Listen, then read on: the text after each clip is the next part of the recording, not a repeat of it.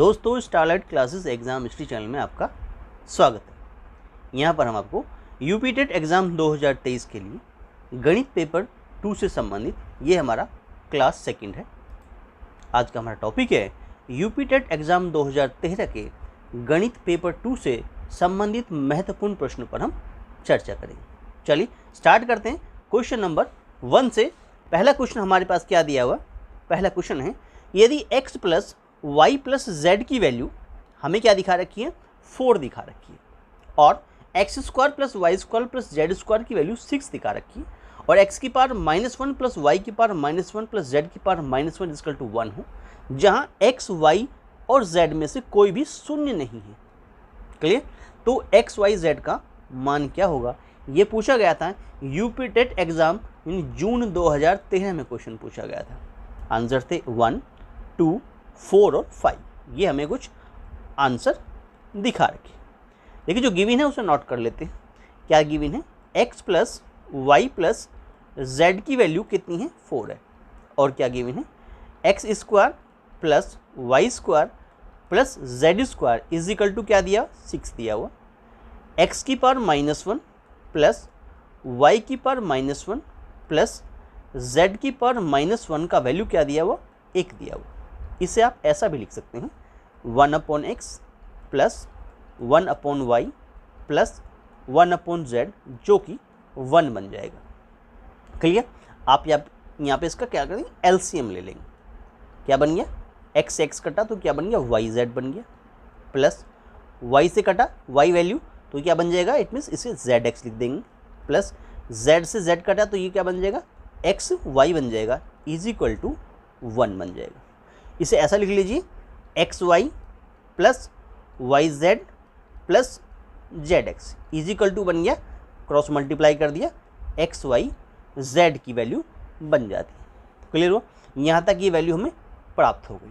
चलिए देखिए, हम जानते हैं हमारे पास फॉर्मूला होता है, क्या होता है कि x plus y plus z का होल स्क्वायर ओपन करें तो क्या होता है? वैल्यू एक्स स्क्वायर होता है प्लस वाई स्क्वायर होता है, और साथ में प्लस क्या होता है? जेड स्क्वायर होता है, प्लस में दुगना of x y plus y z plus z x होता है। ये फॉर्मूला हम जानते हैं।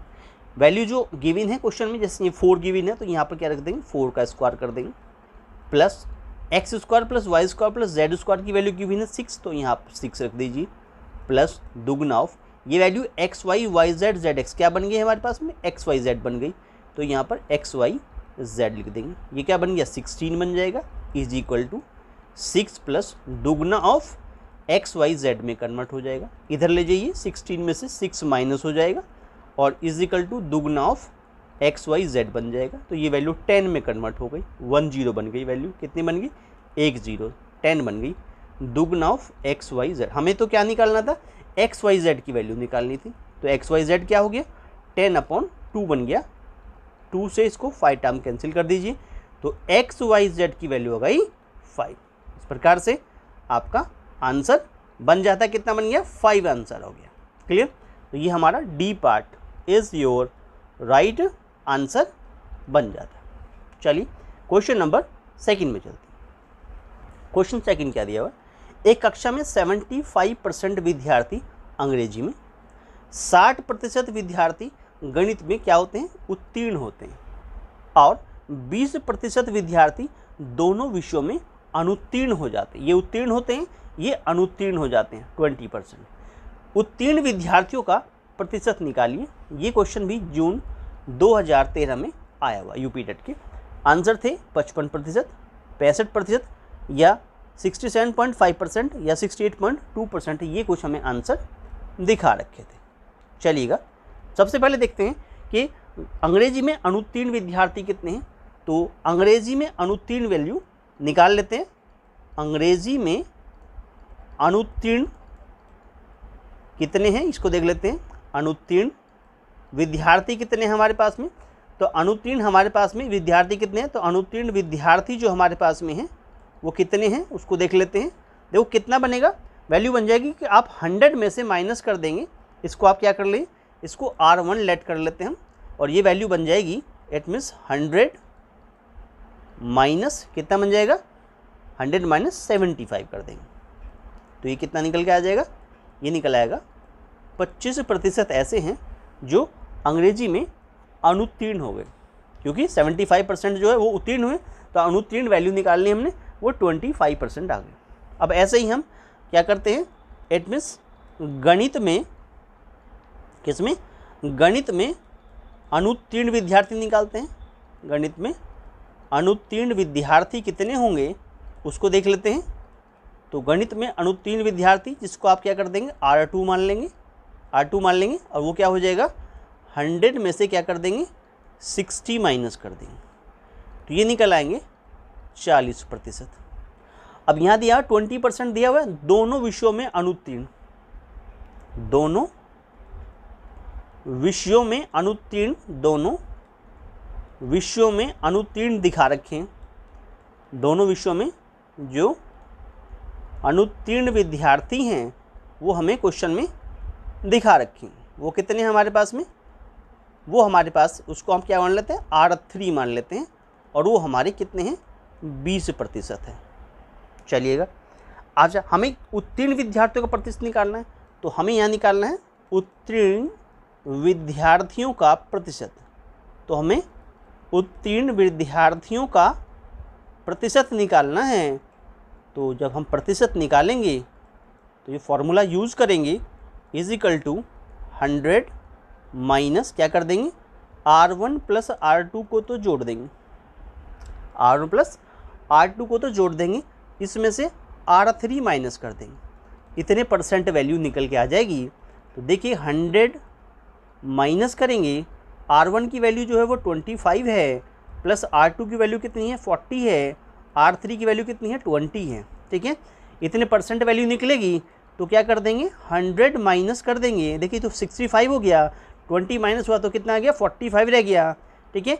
इतने % वैल्यू निकल के आ रही है, तो 100 में से आप 45 माइनस करेंगे तो 55% वैल्यू निकल आएगी। यही हमारा आंसर बन जाएगा, यानी कि a part is your right answer बन गया। क्लियर हुआ। चलिए नेक्स्ट क्वेश्चन नंबर 3 में चलते हैं। ये क्या कहता है, एक पुरुष एवं एक स्त्री एक साक्षात्कार में 2 समान पदों पर नियुक्ति हेतु सम्मिलित होते हैं। पुरुष के नियुक्त होने की जो प्रायिकता है वो 1/4 है और स्त्री के नियुक्त होने की प्रायिकता 1/3 है। उनमें से केवल एक के नियुक्त होने की प्रायिकता कितनी होगी, ये हमसे पूछा गया है। यूपी टेट जून 2013 में क्वेश्चन आया हुआ है। आंसर थे 1/12, 5/12, 7/12 या 1/24। ये हमें कुछ आंसर दिखा रखे। देखिए हम यहाँ पर देखते हैं, यहाँ पर हम इसको लेट कर लेते हैं कि पुरुष के नियुक्त होने की प्रायिकता दे ही रखी है हमारे पास में। तो पुरुष के नियुक्त होने की जो प्रायिकता है वो हमारे पास कितनी है, देखिए उसको प्रोबेबिलिटी ऑफ ए से नियुक्त करेंगे। इट मीन्स पुरुष के नियुक्त होने की जो हमारे पास में प्रोबेबिलिटी होगी वो कितनी होगी, उसको हम यहाँ पर नोट कर देंगे कि पुरुष के नियुक्त होने की क्या हो जाएगी, प्रायिकता कितनी बन जाएगी हमारे पास में, जो प्रायिकता बन जाएगी जिसको प्रोबेबिलिटी ऑफ ए कहेंगे, प्रोबेबिलिटी ऑफ ए से रिप्रेजेंट कर देंगे, प्रोबेबिलिटी ऑफ ए से क्या कर देंगे, इसको रिप्रेजेंट कर देंगे। तो ये वैल्यू हमारे पास क्या बन जाती है, प्रोबेबिलिटी ऑफ ए से आप रिप्रेजेंट करेंगे तो ये वैल्यू बन जाएगी इज इक्वल टू 1/4। ठीक है, पुरुष के नियुक्त होने की प्रोबेबिलिटी होगी। अब प्रोबेबिलिटी नॉट ए कैसे निकालेंगे, प्रोबेबिलिटी ऑफ नॉट ए, पुरुष के ना नियुक्त होने की प्रोबेबिलिटी कितनी होगी, 1 माइनस प्रोबेबिलिटी ऑफ ए कर देंगे तो क्या निकलेगा, 1 माइनस 1/4 कर देंगे तो वैल्यू 3/4 निकल के आ जाएगी। यहाँ तक बात, प्रोबेबिलिटी ऑफ ए निकाल लिया, पुरुष के नियुक्त होने की प्रोबेबिलिटी दे रखी है, ना नियुक्त होने की प्रोबेबिलिटी हमने प्रोबेबिलिटी ऑफ ए नॉट निकाल लिया। चलिए ऐसे ही हम दूसरे केस में करते हैं। स्त्री के नियुक्त होने की प्रोबेबिलिटी जो है, स्त्री के नियुक्त होने की, स्त्री के इट मीन्स नियुक्त होने की क्या हुआ, नियुक्त होने की प्रायिकता की बात कर रहे हैं। कितना हुआ, नियुक्त होने की जो प्रायिकता है वो कितनी दिखा रखी है, उसको आप प्रोबेबिलिटी ऑफ बी से रिप्रेजेंट कर दीजिए। वो क्वेश्चन में क्या दिया हुआ, उसको दिखा रखा है 1/3। अब प्रोबेबिलिटी ऑफ नॉट बी कितना बन जाएगा, 1 माइनस प्रोबेबिलिटी ऑफ बी बन जाएगा। इसे कर देंगे 1 माइनस 1/3, जो वैल्यू 2/3 में कन्वर्ट हो जाएगी। अभिष्ट प्रायिकता निकालनी है हमें, क्या निकालनी है हमें, अभिष्ट प्रायिकता निकालनी है। तो हमारी अभिष्ट प्रायिकता क्या बन जाएगी, देखिए वो बनेगी प्रोबेबिलिटी ऑफ, क्या बनेगा, A B not plus probability of A not B. चलिए इसे ओपन करते हैं, ये वैल्यू क्या बनेगी, इसका मतलब बनता है probability of A multiply probability of B not, plus में आ जाता है। इसे क्या कहते हैं, प्रोबेबिलिटी ऑफ ए नॉट कहेंगे और मल्टीप्लाई में प्रोबेबिलिटी ऑफ बी से रिप्रेजेंट करेंगे। ये जो वैल्यू हमारे पास प्रोबेबिलिटी ऑफ ए दिखा रखी है वो कितनी है हमारे पास में, 1/4 आई है। मल्टीप्लाई कर देंगे प्रोबेबिलिटी ऑफ बी नॉट में, प्रोबेबिलिटी ऑफ बी नॉट जो निकला था वो निकला था 2/3, तो उसको 2/3 से मल्टीप्लाई कर देंगे, plus probability of A not जो निकला था वो कितना निकला था हमारे पास में, 3/4 निकला था, और मल्टीप्लाई कर देंगे कितना, प्रोबेबिलिटी ऑफ बी में, जो प्रोबेबिलिटी ऑफ बी हमारे पास में है वो कितना है, 1/3 हमारे पास में। इसको जब आप सोल्व करेंगे तो वैल्यू कितनी बनेगी, 2/12 बन जाएगी, प्लस ये वैल्यू 3/12 बन जाएगी।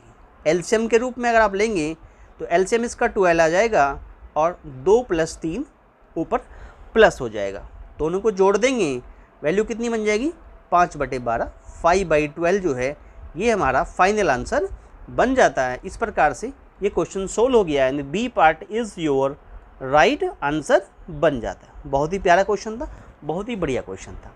चलिए नेक्स्ट क्वेश्चन में चलते हैं, बहुत ही अच्छा क्वेश्चन है। ये कहता है कि log 10 बेस पर a प्लस log 10 बेस पर b is equal to log 10 base पर a प्लस b को रिप्रेजेंट कर रहा है, तो a और b के मान निम्न तरह से संबंधित हैं। ये यूपीटेट जून 2013 में क्वेश्चन पूछा गया, यानी ऐसा वैल्यू हमें दिखा रखा है। आंसर के रूप में थे a is equal to b is equal to 1 होगा, a is equal to b is equal to 3 होगा, या b is equal to a/1 plus a होगा, या a इजकल टू b/b-1 होगा।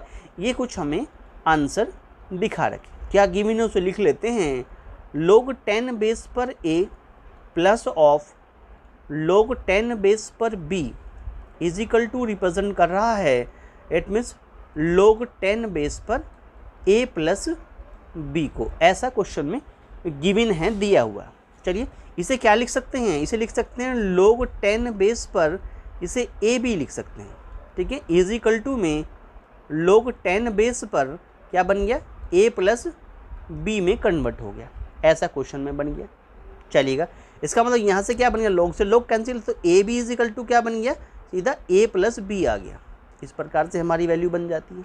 चलिए हमें क्या निकालना है, यहाँ से आप b निकाल लीजिए, तो b इज इक्वल टू क्या बन जाएगा कि A B minus of a बन जाएगा। यहाँ से आप a कॉमन ले लीजिए, ये b माइनस कितना बन गया, a बन जाता है, b माइनस a बन जाता है।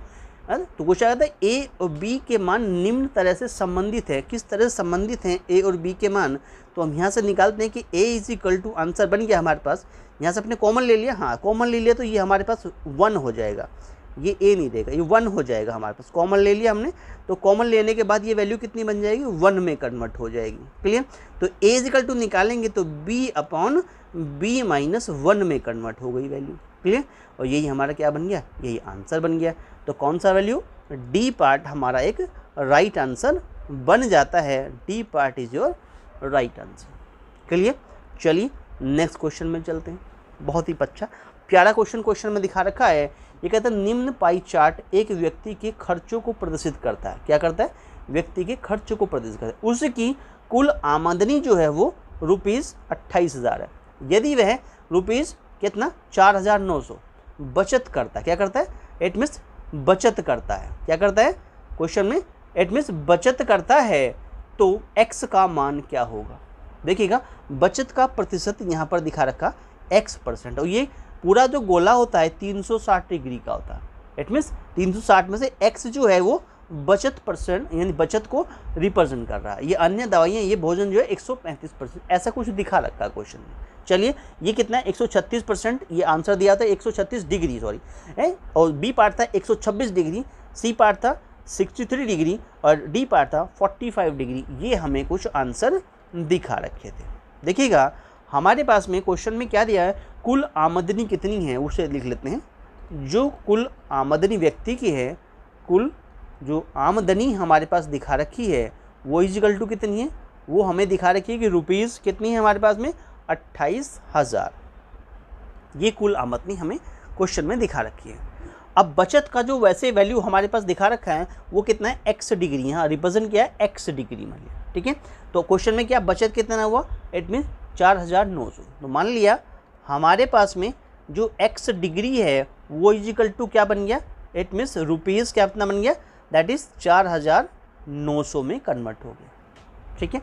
इस प्रकार से ये वैल्यू जो है बन जाती है।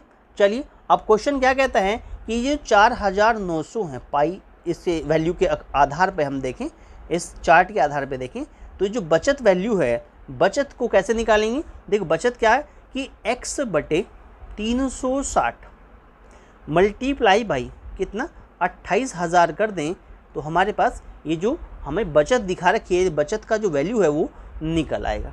चलिए इसके अपॉन क्या कर सकते हैं, 1 कर सकते हैं। तो ये क्या बन जाएगी, x इंटू 28,000 इजकल टू बन गया 4,900 और मल्टीप्लाई बाई 360। इस प्रकार से वैल्यू बन गई।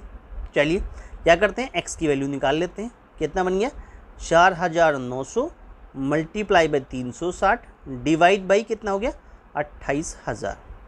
देखिए 1 2 और 3 जीरो हैं, ऐसे ही यहाँ पर भी 3 जीरो हैं, कट गया 7 से काट लेते, 7 4 जा 28, 7 7 जा कैंसिल हो गया, 4 से काटेंगे तो 4 9 36 होता है 9, यानी x की वैल्यू आ गई 7 मल्टीप्लाई बाई 9 और 7 9 63 होता है 63 डिग्री को रिप्रेजेंट कर दिया। यही हमारा क्या बन गया, आंसर बन गया। C part is your right answer बन जाता है। क्लियर हुआ। चलिए नेक्स्ट क्वेश्चन में चलते हैं। क्वेश्चन नंबर 6 क्या कहता है, क्वेश्चन 6 ये कहता है कि दोनों सिरों से खुली हुई एक बेलनाकार नली धातु की बनी हुई है, उसका आंतरिक व्यास जो है वो 11.2 सेंटीमीटर और उसकी लंबाई जो है वो 21 सेंटीमीटर है। धातु की सभी जगह पर मोटाई 0.4 सेंटीमीटर है, ठीक है। चलिएगा तो धातु का आयतन वॉल्यूम निकालिए। यूपी टेट जून 2013 में क्वेश्चन पूछा गया था, आंसर थे 300 centimetre cube, 306.2 centimetre cube, 312.5 centimetre cube और 322.4 सेंटीमीटर क्यूब। ये हमें कुछ आंसर दिखा रखे थे।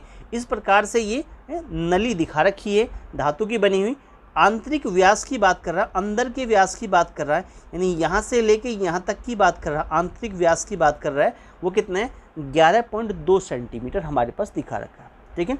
तो यहाँ पर जो गिवन है उसे लिख लेते हैं। क्वेश्चन में जो दिखा रखा है, देखो क्वेश्चन के अंदर नली की लंबाई दिखा रखी है। नली की लंबाई यानी ये टोटल लंबाई, जिसको हम यहाँ क्या कर देंगे, यानी इसको हाइट मान लें, h यहाँ पर है, तो h की वैल्यू कितनी हो गई, 21 सेंटीमीटर हो गई, 21 सेंटीमीटर जैसा क्वेश्चन में दिखा रखा है। तो नली की जो लंबाई हमारे पास में है, नली की जो लंबाई हमारे पास में है वो कितनी बन गई, नली की लंबाई को रिप्रेजेंट कर दिया किससे, h से रिप्रेजेंट कर दिया और वो हो गई 21 सेंटीमीटर। चलिएगा नली का आंतरिक व्यास क्वेश्चन में दिखा रखा है कितना है, 11.2 सेंटीमीटर। और अगर हम आंतरिक रेडियस यानी कि इसकी बात करें, स्मॉल आर की बात करें यहाँ से यहाँ तक, तो स्मॉल आर क्या निकल आएगा, ये जो हमारे पास 11.2 दिखा रखा है इसको बाई 2 कर दीजिए, इतने सेंटीमीटर, जिसको बाई 2 करने के बाद में आप देखेंगे कि वैल्यू 5.6 सेंटीमीटर निकल आएगी, स्मॉल आर की वैल्यू निकल के आएगी। अब क्योंकि मोटाई जो दिखा रखी है, एट में यहाँ से लेके अगर यहाँ तक की बात करें तो ये मोटाई जो हमारे पास है इतनी वाली, ये दोनों तरफ मोटाई है, ये वैल्यू जो हमें क्या दिखा रखी है, 0.4 सेंटीमीटर दिखा रखी है, 0.4 सेंटीमीटर। ये 0 क्या है, 4 सेंटीमीटर है। तो इसका मतलब बाहरी अगर बात करें, बाहरी त्रिज्या की बात करें, इट मीन्स कैपिटल आर की बात करें, या कह सकते हैं जो हमारी बाहरी त्रिज्या हो जाएगी, बाहरी रेडियस जो हमारे पास हो जाएगी वो कितनी बन जाएगी, उसे हम कैपिटल आर मान लेते हैं। वो क्या बन जाएगी, ये 5.6 आया, इसमें हम प्लस कर देंगे कितना, 0.4 प्लस कर देंगे, जैसे इसमें 0.4 प्लस करेंगे ये 6 सेंटीमीटर में कन्वर्ट हो जाएगी। तो कैपिटल आर मिल गया, स्मॉल आर भी प्राप्त हो गया। ठीक है, हमें क्या चाहिए, धातु का आयतन चाहिए। जो हमारे पास धातु हमें मिली है उसका आयतन कितना होगा ये हमें निकालना है।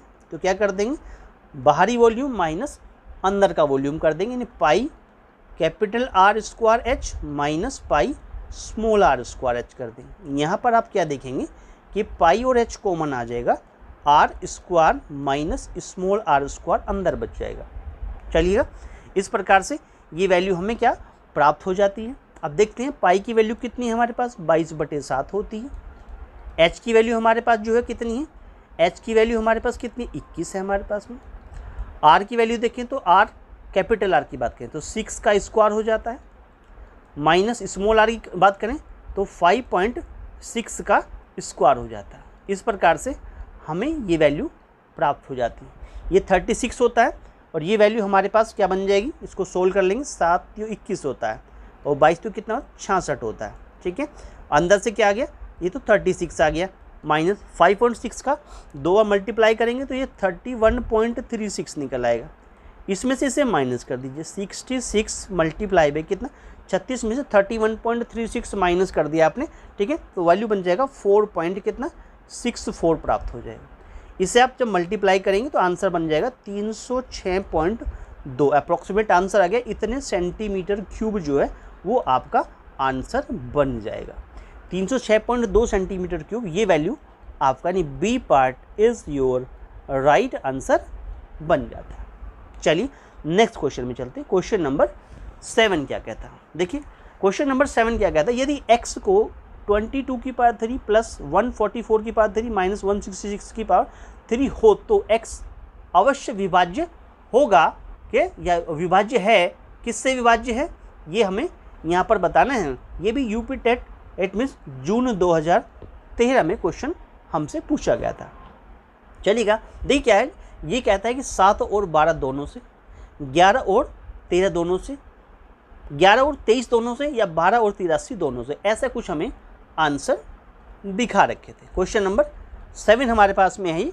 चलिए देखिए, हमें जो क्वेश्चन में दिखा हुआ है क्या रखे, यदि x इज इक्वल टू क्या दिया है 22 की पावर 3 प्लस 144 की पावर भी क्या दिखा रखा 3 दिखा रखा है, माइनस 166 की पावर भी क्या दिखा रखा 3 दिखा रखा है। चलिए ऐसा क्वेश्चन में दिया हुआ, अगर हम इसको इस तरह से देखें कि ये a होता, ये b होता और ये c होता। ठीक है, यानी यहाँ पर c की वैल्यू जो है वो कितनी हमें दिखा रहे कि इन तीनों को जोड़, c की वैल्यू माइनस का, यानी a को हम ये मान लें ये 22 होता, b को मान लें ये 144 होता और c को मान लें ये माइनस का 166 होता। तो a plus b plus c निकालते, देखो a को 22, b को 144 और c को हम क्या करते हैं माइनस में 166 ही आ जाएगा। तो ये दोनों जोड़ेंगे तो ये भी 166 हो गया, यानी a plus b plus c का आंसर 0 बन गया। अगर ऐसा हो गया तो हम क्या जानते हैं, हम ये फॉर्मूला जानते हैं कि a का क्यूब प्लस b का क्यूब और प्लस c का क्यूब टाइप अगर कुछ क्वेश्चन है तो उसका आंसर 3abc बन जाता है, 3abc बन जाता है। चलिए इसका मतलब इसको आप डायरेक्टली सोल्व कर सकते हैं। आंसर क्या बन गया, देखो आंसर बन गया 3abc के इक्वल आ गया, 3 इंटू a का आंसर कितना 22, b का आंसर कितना 144 और c का आंसर कितना निकला माइनस का 166 निकला। ऐसा वैल्यू हमारे पास बन के तैयार हो गया। ठीक है, इसे क्या लिख सकते हैं आप, ये तो 3 हो गया, इसको आप लिख सकते हैं 2 गुना 11। ठीक है, तो ये 2 मल्टीप्लाई बाई 11 ऐसे लिख, इंटू 144 को अगर आप सोल्व करेंगे तो ये कितना बन जाएगा 2 की पावर 4 बार और 3 की पावर 2 बार मल्टीप्लाई हो जाएगा। और इंटू इसकी बात करें तो ये वैल्यू कितना बने, इसको -2 गुना 83 कह सकते हैं, ये ऐसे भी सोल्व हो जाएगा। चलिए अब वैसे देखें तो 2 की पावर 4 यहाँ पर है, 3 की पावर 2 यहाँ पर ऐसे दिखा रखा है। चलिए अब इसमें क्या करते हैं 11 भी अलग कर दें, इसमें देखो 3 दूना 6 अदूना कितना 12, यानी कि इसको माइनस के रूप में आप देखें तो 2 की पावर 4 मल्टीप्लाई बाई 3 की पावर 2 मल्टीप्लाई बाई 11 तो अलग छोड़ दें, और ये क्या हुआ ये वैल्यू और ये मल्टीप्लाई 12 गुना 83 आ गया। इट मीन्स ये जो हमें वैल्यू मिली 12 गुना 83, तो ये 12 और 83 दोनों से क्या हो जाएगा, इट मीन्स विभाज्य होगा। तो x जो है वो ये जो वैल्यू हमें प्राप्त हो रही है ये x से संबंधित है, तो x विभाज्य होगा किससे, 12 और 83 दोनों से, तो डी पार्ट आपका क्या बन गया, राइट आंसर बन जाता है। चलिए क्लियर हुआ। नेक्स्ट क्वेश्चन में चलते हैं, क्वेश्चन नंबर 8। क्वेश्चन 8 क्या कहता है, क्वेश्चन 8 ये कहता है कि तीन संख्याओं का योग 58 है, पहली संख्या का दूसरी संख्या से अनुपात 4:9 है, दूसरी संख्या से तीसरी संख्या का अनुपात 9:16 है, पहली और तीसरी संख्या की बात कर रहा है का योगफल निकालिए, क्या निकलेगा। यूपीटेट जून 2013 में क्वेश्चन आया हुआ है, आंसर था 40, 29, 28 और 50। ये हमें कुछ आंसर दिखा रखे थे। चलिए क्वेश्चन के आधार पे जो मान लेते हैं, माना हम इसको लेट कर लेते हैं कि माना जो तीन संख्याएं हमारे पास में हैं, जो तीन संख्याएं हमें दिखा रखी हैं वो कितनी हैं, उसको आप क्या करते हैं, ए लेट कर लेते हैं, बी लेट कर लेते हैं और क्या करते हैं, सी। ये संख्याएं हमने लेट कर ली। अकॉर्डिंग टू क्वेश्चन, प्रश्न के अनुसार आप देखें तो क्या देखेंगे कि A/B का आंसर जो है वो कितना है, 4/9 है। पहली और दूसरी की बात कर रहा है।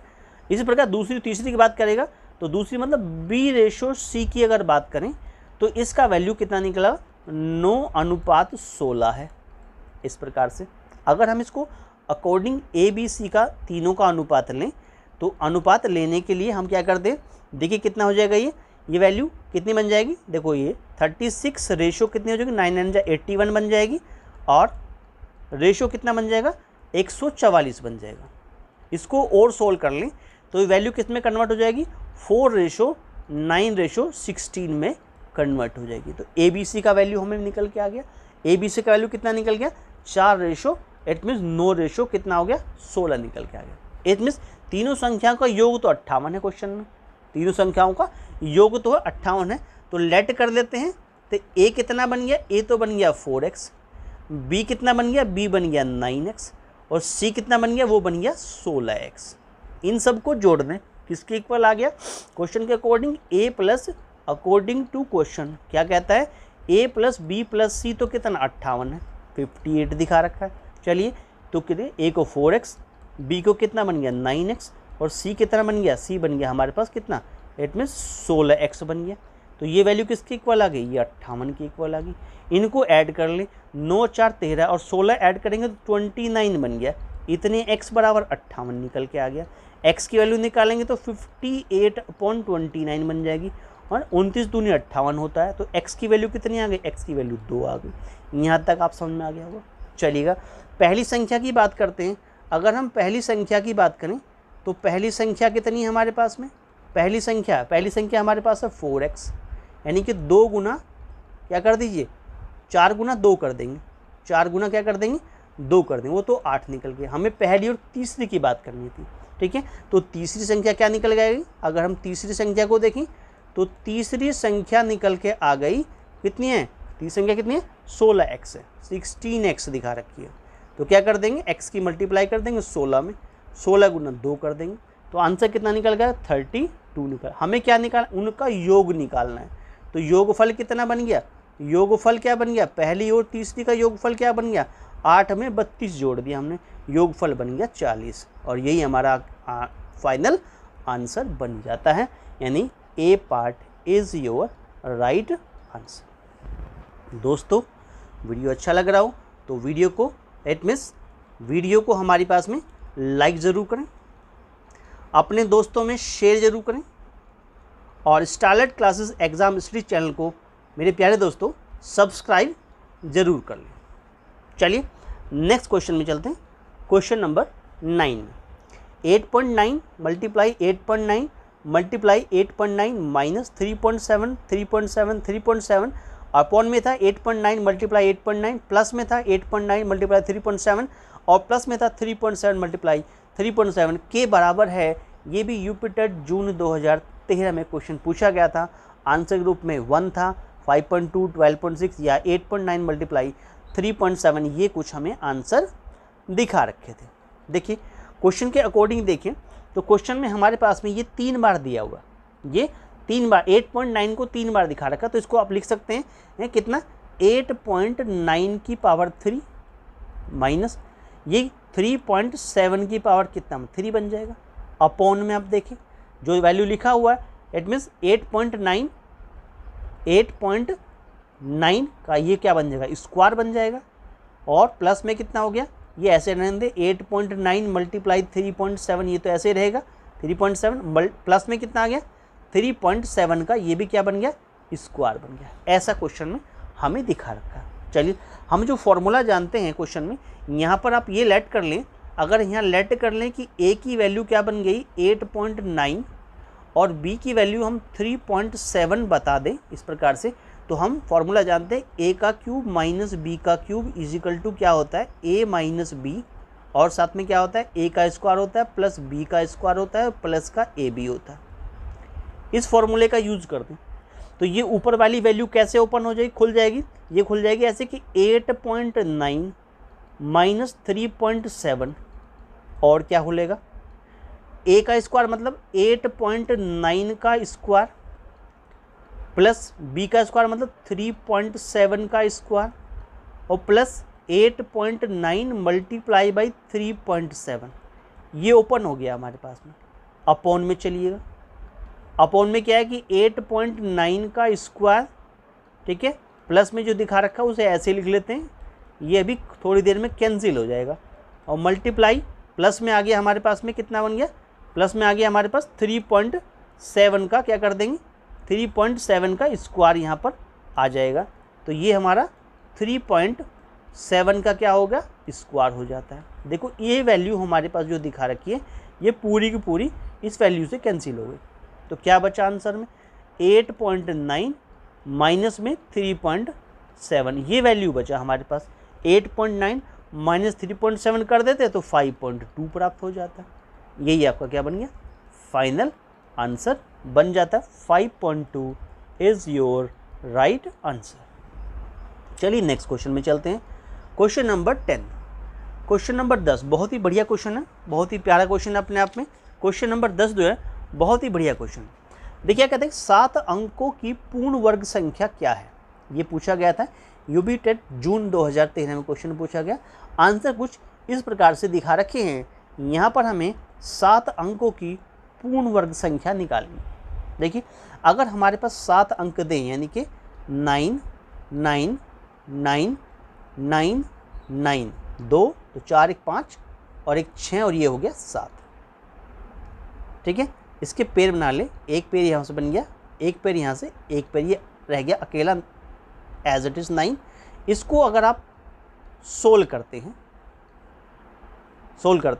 तो क्या बनता है 3 3 जा 9 आप चला लेते हैं, कुछ नहीं बचेगा, ठीक है। अगला पैर आप उतार लेंगे 99 का, यानी ये पहले वाला पैर आपने उतार लिया। इनको जोड़ देते हैं प्लस कर देते हैं तो यहाँ वैल्यू 6 बन जाती है। 6 1 जा 6 आप चला सकते हैं, यानी कि ये वैल्यू यहाँ पर 1 लिख देंगे तो ये 61 वैल्यू बन जाती है।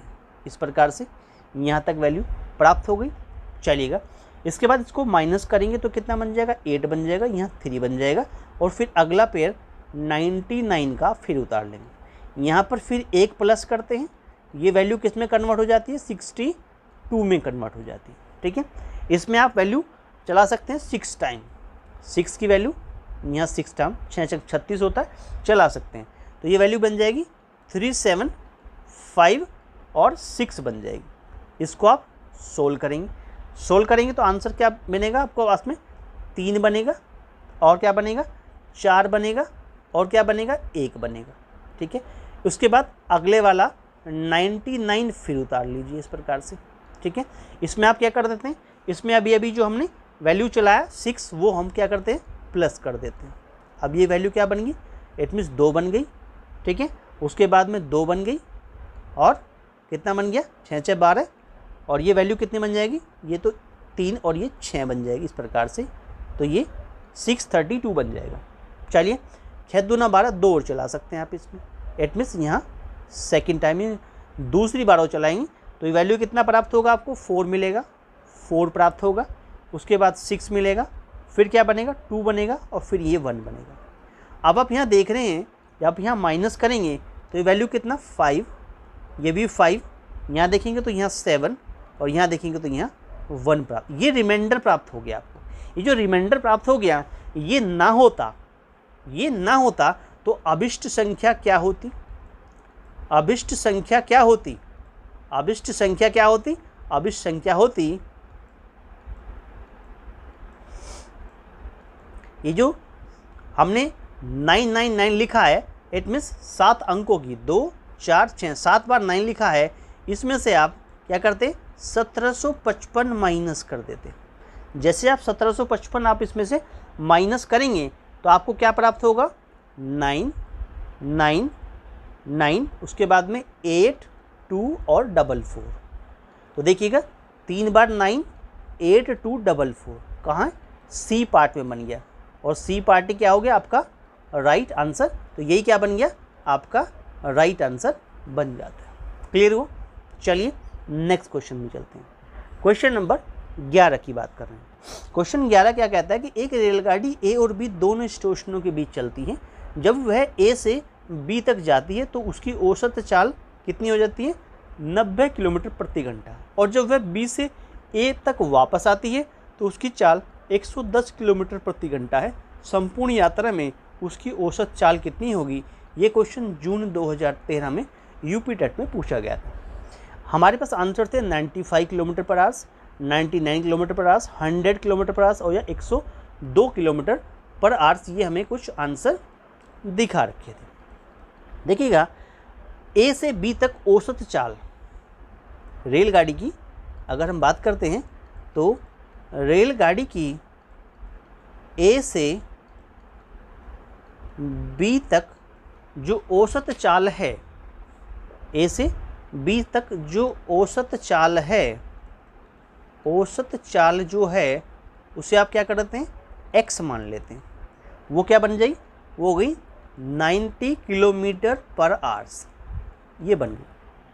चलिए रेलगाड़ी की बी से ए तक औसत चाल अगर बात करते हैं तो रेलगाड़ी की बी से ए तक आने में जो औसत चाल है हमारे पास में, औसत चाल है उसे आप क्या कर देते हैं? उसे y लेट कर लेते हैं। ये कितनी है हमारे पास में? ये है 110 किलोमीटर पर आवर्स। ये हमारे पास दो वैल्यू मिल गई, 110 और हमारे पास 90 किलोमीटर पर आवर्स। चलिएगा अब दोनों बार रेलगाड़ी समान दूरी तय करती है, समान दूरी तय करती है। इट मीन्स दूरी में कोई फ़र्क नहीं है, समान दूरी तय करती है। तो उस समय हमारे पास में संपूर्ण यात्रा में औसत चाल क्या बनेगी? जो संपूर्ण यात्रा में औसत चाल क्या बनेगी? देखिए जो औसत चाल बनेगी उसका फॉर्मूला क्या बन जाएगा? फॉर्मूला होता है 2xy upon x plus y। ये फॉर्मूला होता है, इस फॉर्मूले का यूज़ करके आप आंसर निकाल सकते हैं। तो 2 गुना x की वैल्यू 90 मल्टीप्लाई बाई कितना? 110 हो गया, और नीचे 90 में प्लस हो गया 110, नीचे तो क्या बन गया? 200 बन गया। ऊपर की वैल्यू हमारे पास कितनी बन गई है? इसकी मल्टीप्लाई कर लेंगे तो ये आंसर आपको बन जाएगा 19800। नीचे बन गया 200, ये 2 0 कैंसिल हो गया, आंसर बना 198 डिवाइड बाई 2, और 2 से काटेंगे इसको तो 2 9 जा 18 और 2 9 जा 18, आंसर बन गया 99 किलोमीटर पर आवर्स। ये आपका फाइनल आंसर बन जाता है। तो answer B part is your right answer. संपूर्ण यात्रा में औसत चाल हो गई 99 किलोमीटर प्रति घंटा। क्लियर हुआ? दोस्तों वीडियो अच्छा लग रहा हो तो वीडियो को लाइक ज़रूर करें, अपने दोस्तों में शेयर ज़रूर करें, और starlight classes exam history channel को सब्सक्राइब हमारे पास में ज़रूर करें मेरे प्यारे दोस्तों। चलिए नेक्स्ट क्वेश्चन में चलते हैं। क्वेश्चन नंबर 12 क्या कहता है? यदि x की पावर 4 प्लस 1 अपॉन x की पावर 4 47 हो, और तो x cube plus 1 upon x cube का मान कितना होगा? ये भी यूपी टेट एग्ज़ाम में जून 2013 में क्वेश्चन पूछा गया था। ए का आंसर 9, बी का आंसर 15, सी का आंसर 18 और डी का आंसर 27 हमें क्वेश्चन में दिखा रखा है।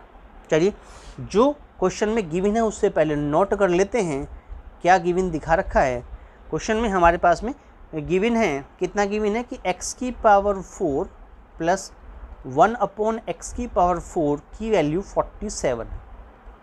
चलिए यहाँ तक समझ में आ गया। देखिएगा अगर आप यहाँ देखें नाउ, अगर देखें कि x square plus 1 upon x square का अब होल स्क्वायर करें तो ये वैल्यू प्राप्त होगी। ऐसा आएगा उसमें लिखा हुआ कि x की पावर 4 प्लस 1 अपॉन एक्स की पावर 4 होता है प्लस 2ab, तो 2ab का मतलब x और 1 अपॉन एक्स में कट जाएगा तो ये 2 रह जाएगा अकेला। इसकी वैल्यू पता है हमें, कितनी वैल्यू पता है 47 और प्लस 2 कर दिया हमने, तो ये कितना आ गया x square plus 1 upon x square का होल स्क्वायर जो है वो कितना बन गया, वो बन गया 49। इसको स्क्वायर रूट ले जाइए तो x square plus 1 upon x square की वैल्यू आ गई कितनी 7 आ गई। यानी एक पहला आंसर आपने ये प्राप्त कर लिया, x square plus 1 upon x square की जो वैल्यू है वो 7 प्राप्त कर ली। चलिए यहाँ तक निकल गया। अब हम क्या करते हैं नाउ, तो उसके बाद आप क्या करते हैं देखिएगा x प्लस 1 अपॉन एक्स का होल स्क्वायर निकालिए। क्या होता है, ये होता है x square plus 1 upon x square होता है प्लस 2ab, वही x और 1 अपॉन एक्स करेंगे तो कट जाएंगे, अकेला 2 रह जाएगा। चलिए अब इसकी वैल्यू तो निकाली 7 होती है, तो x प्लस 1 अपॉन एक्स का स्क्वायर निकालें तो कितना होगा 7 प्लस 2 हो गया यानी कि 9 हो गया। यानी कि x प्लस 1 अपॉन एक्स निकालें तो ये 3 निकल के आ गया। एक हमारे पास रिजल्ट ये प्राप्त हो गया कि x प्लस आपका 1 अपॉन एक्स क्या होता है 3 होता है, एक निकला x square plus 1 upon x square कितना होता है वो 7 होता है। चलेगा ओके।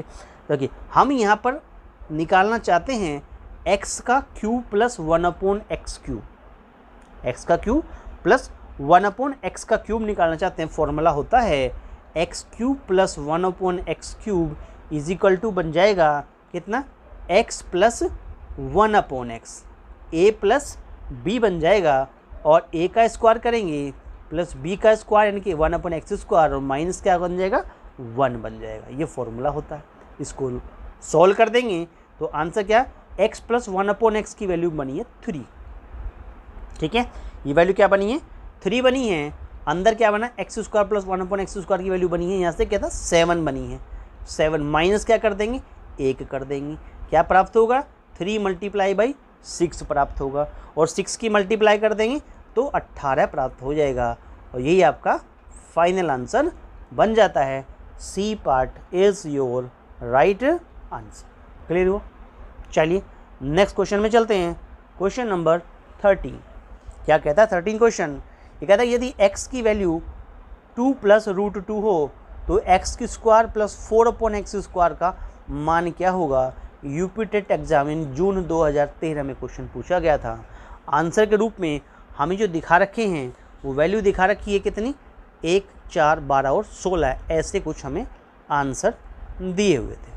क्वेश्चन में क्या दिखा हुआ कि x इज इक्वल टू दिखा रखा है, x इज इक्वल टू दिखा रखा है 2 प्लस अंडर रूट 2, ये x इज इक्वल टू दिखा रखा है। चलेगा अच्छा, उसके बाद में क्वेश्चन में क्या कहता है, ये कहता है कि x square plus 4 upon x square की वैल्यू निकालिए, कितनी निकल के आएगी। देखो अगर एक्स स्क्वायर की हम बात करें तो ये वैल्यू 2 प्लस अंडर रूट 2 का स्क्वायर होती है प्लस 4 अपॉन, अगर यहाँ बात करें तो ये कितनी बन जाएगी 2 प्लस अंडर रूट 2 का स्क्वायर बन जाती है। ऐसा वैल्यू प्राप्त हो जाएगा। इससे अगर ओपन करने लगें इस वाली वैल्यू को क्या करें ओपन करें तो ये वैल्यू क्या बन जाएगी 2 का स्क्वायर क्या 4 बन जाएगी प्लस अंडर रूट 2 का 2 बन जाएगा प्लस कितना बन जाएगा 2ab यानी 4 अंडर रूट 2 प्राप्त हो जाएगा। ये वैल्यू यहाँ बन गई प्लस ऑफ, इसको 4 अपॉन ऐसे ही यहाँ पर भी कर सकते हैं, ओपन करेंगे सेम वैल्यू प्राप्त होगी कि 4 प्लस 2 प्लस 4 रूट 2 वैल्यू मिल जाएगी। चलिए अच्छा, इसको क्या लिख सकते हैं, इसको 6 प्लस 4 रूट 2 लिख सकते हैं। ये भी क्या बन जाएगा इट मीन्स 4 अपॉन ये बन गया 6 प्लस 4 रूट 2 प्राप्त हो गया। ठीक है, इसके अपॉन क्या कर दीजिए 1 कर दीजिए। 1 करेंगे तो क्या प्राप्त होगा कि 6 प्लस 4 रूट 2 तो ये बन गया एलसीएम। यहाँ पे क्या हुआ इसके जैसा ही ऊपर बना हुआ है तो 6 प्लस 4 रूट 2 का क्या बन गया हमारे पास होल स्क्वायर बन जाता है और प्लस क्या बन जाएगा, प्लस बन जाएगा 4। चलिए इसको अगर ओपन करें तो क्या बनता है, a प्लस बी का स्क्वायर ओपन करें तो a का मतलब यहाँ पर 6 का रोल प्ले करें तो 36 बन गया, प्लस b का स्क्वायर क्या बनेगा, 4 चौक 16 दूना कितना बन जाएगा हमारे पास में 32 बन जाएगा, ठीक है। और प्लस 2ab कितना, 6 चौक 24 दूना कितना 48 बन गया, 48 बन गया, और साथ में √2 भी आ गया, ठीक है। और प्लस में जो 4 है वो एज इट इज़ चल रहा है। चलिए नीचे जो वैल्यू दिखी हुई है वो 6 + 4√2 ऐसे ही चलती रहेगी यहाँ पर। चलिए उसके बाद में क्या प्राप्त होगा, देखो अगर इसको सोल्व करें तो ये वैल्यू 32 और ये भी कितना हो गया 36, और ये 32 4 36 हो गया, ये बन गया 72 प्लस कितना बन गया 48√2, और अपॉन क्या कर देंगे, अपॉन क्या कर देंगे वैल्यू में, अपॉन है 6 + 4√2, ऐसा हमें प्राप्त हो गया। ऊपर से क्या करते हैं, कॉमन ले लें, क्या कॉमन ले सकते हैं ऊपर से कॉमन ले लिया हमने, 12 कॉमन ले लिया, तो 12 कॉमन ले लिया ऊपर से, क्या बन गया 12 × 6 72 बन गया, प्लस 12 चौक 48 बन गया है, √2, नीचे भी वही वैल्यू कैंसिल हो गई, 6 + 4√2, तो ये दोनों कैंसिल हो गए, और बढ़िया, तो आंसर क्या बन गया 12 आंसर प्राप्त हो गया। यही आपका क्या होगा, फाइनल आंसर बन जाता है, सी इज़ योर राइट आंसर। दोस्तों अगर वीडियो अच्छा लग रहा हो तो वीडियो को लाइक ज़रूर करें, अपने दोस्तों में शेयर ज़रूर करें, और starlight classes exam history channel को सब्सक्राइब ज़रूर करें मेरे प्यारे दोस्तों। चलिए नेक्स्ट क्वेश्चन में चलते हैं। क्वेश्चन क्या कहता है, किसी धन का 2 वर्ष का साधारण ब्याज कितना है 500 रुपये, और उतने ही समय और उतनी ही दर पर चक्रवर्ती ब्याज कितना है 520 रुपये। ब्याज की दर यानी रेट क्या होगा, ये हमसे पूछा गया है, यूपी टेट जून 2013 में पूछा गया। आंसर थे 5%, 8%, 10% या 12%, ऐसे कुछ आंसर हमें क्वेश्चन में दिखा रखे थे। देखिएगा क्वेश्चन में जो वैल्यू दिया हुआ है, क्या दिया है, देखो साधारण ब्याज की बात कर रहा है, क्या दिखा रखा हमारे पास, साधारण ब्याज की बात कर रहा है, वो क्या दिखा रखा, सिंपल इंटरेस्ट, कितना दिया हुआ क्वेश्चन में दिखा रखा है 500 रुपये, कितना दिखा है, इट मीन्स ₹500 दिखा रखा है। और चक्रवर्ती की कंपाउंड इंटरेस्ट की बात करें तो हमारे पास में जो चक्रवृद्धि ब्याज जो हमारे पास दिखा रखा है वो कितना दिखा रखा है, चक्रवृद्धि ब्याज जो हमारे पास दिखा रखा है वो कितना दिखा रहा है, कंपाउंड इंटरेस्ट जो दिखा रखा है, कंपाउंड इंटरेस्ट की बात कर रहा है, कंपाउंड इंटरेस्ट की बात कर रहा है, तो वो कितना हमारे पास में, वो इजिकल टू है ₹520, ऐसा क्वेश्चन में दिखा रखा है। अच्छा 2 वर्षों के लिए बात कर रहा है, 2 वर्षों के लिए हमारे पास फॉर्मूला होता है, it means compound interest equal to होता है कितना, सिंपल इंटरेस्ट 1 + R/200। इस फॉर्मूले का यूज़ करते हुए आप इसे सोल्व कर दें। 2 वर्षों के लिए बात कर रहा है, इट मीन्स तो R/200 हमारे पास वैल्यू हो जाएगी। तो ये कितना कंपाउंड इंटरेस्ट हमारे पास में कितना बना, तो इसको आप ऐसे कर लेंगे, compound interest divide by simple interest equal to कितना बन जाएगा, 200 + R/200 बन जाएगा। ये कंपाउंड इंटरेस्ट कितना दिया हुआ, 520 दिखा रखा है, सिंपल इंटरेस्ट कितना है 500 दिखा रखा है, इजिकल टू कितना बन गया, 200 + R बटे क्या बन गया 200 बन जाता है। चलिए यहाँ तक वैल्यू प्राप्त हो गई। देखिए इससे आप ये वैल्यू कैंसिल कर देंगे तो हमारे पास क्या बन गया, वैल्यू 52/50 बन गया। अब ये वैल्यू बन गई 52 बटे कितने बन गई 50 बन गई, दैट इज़ 200 + R बटे 200 हमारे पास वैल्यू प्राप्त हो जाती है। चलिए इसकी क्या कर देते हैं, क्रॉस मल्टीप्लाई कर देते हैं, तो क्या प्राप्त हो गया, वैल्यू बनी 50 के साथ मल्टीप्लाई करेंगे 200 में, तो ये क्या बन जाएगा 1000 बन जाएगा, ठीक है। और प्लस में क्या करेंगे, ये कितना बन जाएगा 50, हाँ ये कितना बन जाएगा, ये बन जाएगा इट मीन्स 50R बन जाएगा। तो ये कितना बन गया हमारे पास में, ये इसको और भी सोल्व कर सकते थे, वैसे यहाँ पर इसको और सोल्व करते हैं तो ये वैल्यू ऐसे बन सकती है, इसको हम एक 0 और कैंसिल कर दें, यहाँ से ये 0 से ये 0 कैंसिल कर दें तो ये और थोड़ा छोटा हो जाएगा, इसका वो छोटा हो जाएगा, तो ये 5 से सीधा 1000 तो बन जाएगा, प्लस यहाँ से 5R रह जाएगा, इसको और छोटा कर सकते हैं। तो यह जब मल्टीप्लाई करेंगे तो 20 और 52 की मल्टीप्लाई हो जाएगी सीधी सीधी, ये 50 के साथ में मल्टीप्लाई नहीं करेंगे, 5 के साथ कर देंगे, 2 जगह तो 1000 बन जाएगा, प्लस ऑफ कितना 5R बन जाएगा, प्लस 52 इंटू क्या है 20 और कर देंगे, तो ये बन जाएगा 1040 बन जाएगा इस प्रकार से। तो 5R इजकल टू क्या बन गया 1040 माइनस 1000, तो आंसर क्या प्राप्त हुआ 40। तो 5R इजकल टू कितना बन गया 40, तो R की वैल्यू कितनी आ गई 40/5, तो कितना बन गया 8 आ गया, तो रेट परसेंट आ गई 8%। यही हमारा क्या हो गया आंसर बन गया, B part is your right answer. चलिए नेक्स्ट क्वेश्चन चलते हैं, क्वेश्चन नंबर 15 में चलते हैं। क्वेश्चन नंबर 15 क्या कहता है क्वेश्चन 15? क्वेश्चन 15 में क्या दिया हुआ? क्वेश्चन 15 में हमें दे रखा है कि दो शंकुओं के आयतन में 1:4 का अनुपात, शंकुओं के आयतन की बात कर रहा है, और उनके व्यास की बात कर रहा है, व्यासों में 4:5 का अनुपात है, व्यास की बात, उनकी ऊंचाइयों में अनुपात हमें निकालना है कि उनकी ऊंचाइयों में कितना अनुपात होगा। ये हमारे पास में क्वेश्चन नंबर 15 में पूछा गया। देखिए हम अगर यहाँ पे देखें क्वेश्चन में, तो हमारे पास में जो आंसर थे 2:5, 5:4 हैं, 15:16 हैं और 25:64 है, ऐसा हमें क्वेश्चन में बता रखा। देखिएगा एट मीन्स क्या दिया हुआ है, वो जो दिया हुआ है वो वैल्यू हम यहाँ बना लेते हैं। देखो दो शंकुओं की बात कर रहा है हमारे पास में, दो शंकुओं की बात करता है। इन शंकु हम इस प्रकार से फिगर बना लें अगर, तो ये हमारे पास ऐसा कोण होता है, पहला एक कोण यहाँ पर बन गया, ये हमारे पास रेडियस और ये हाइट बन जाएगी, ठीक है। ऐसे ही हम दूसरे कोण की बात कर लें तो वो भी हमारे पास में इस प्रकार से इसको रिप्रेजेंट कर देंगे, तो ये वैल्यू कुछ ऐसी बन जाएगी।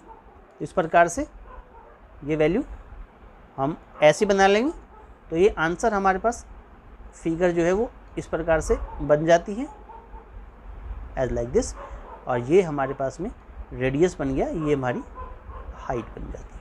चलिएगा इस प्रकार से हम इसमें देख लेते हैं, ये हमारा रेडियस जो है R1 रिप्रेजेंट हो जाता है, ये रेडियस R2 से रिप्रेजेंट हो जाता है, ये हाइट हमारे पास में जो है कितना H1 से रिप्रेजेंट हो जाती है, ये वैल्यू हमारी H2 से रिप्रेजेंट हो जाती है, इसमें H1 और H2, और ये हमारी R1 हो जाती है, ये हमारी क्या होती है R2 से रिप्रेजेंट हो जाती है। अब क्वेश्चन के अकॉर्डिंग हमें क्या है कि V1:V2 की अगर हम बात करें तो V1:V2 कितना हमें दिखा रखा है, 1 क्या दिखा रखा है 4 दिखा रखा है, 1:4 की वैल्यू दिखा रखी है। ऐसे हम डायमीटर की बात करें तो व्यास की बात करें, ये हमारे पास पहला डायमीटर होता है यहाँ से यहाँ तक का, इसे आप D1 कह लीजिए, दूसरा डायमीटर जो हमारे पास हो गया उसे आप क्या कर लीजिए D2 कह लीजिए। इसके यहाँ पर हमारे पास D1:D2 की अगर बात करें तो D1:D2 इजकल टू हमारे पास 4 क्या बन जाता है 5 बन जाता है हमारे पास में। चलिए अकॉर्डिंग टू क्वेश्चन की बात करें तो क्वेश्चन के अनुसार अब V1 की बात करें तो वॉल्यूम V1 पहला वॉल्यूम 1/3 पाई क्या बन जाएगा R1² H1 बन जाएगा, और अगर V2 की बात करें तो 1/3 पाई R2² इंटू H2 में कन्वर्ट हो जाएगा। अब इनके रेशो की बात करें तो V1:V2 की अगर हम बात करते हैं तो 1/3 पाई R1² H1 में हम 1/3 पाई R2² H2 से डिवाइड कर दे, 1/3 पाई ये सब कैंसिल होंगे।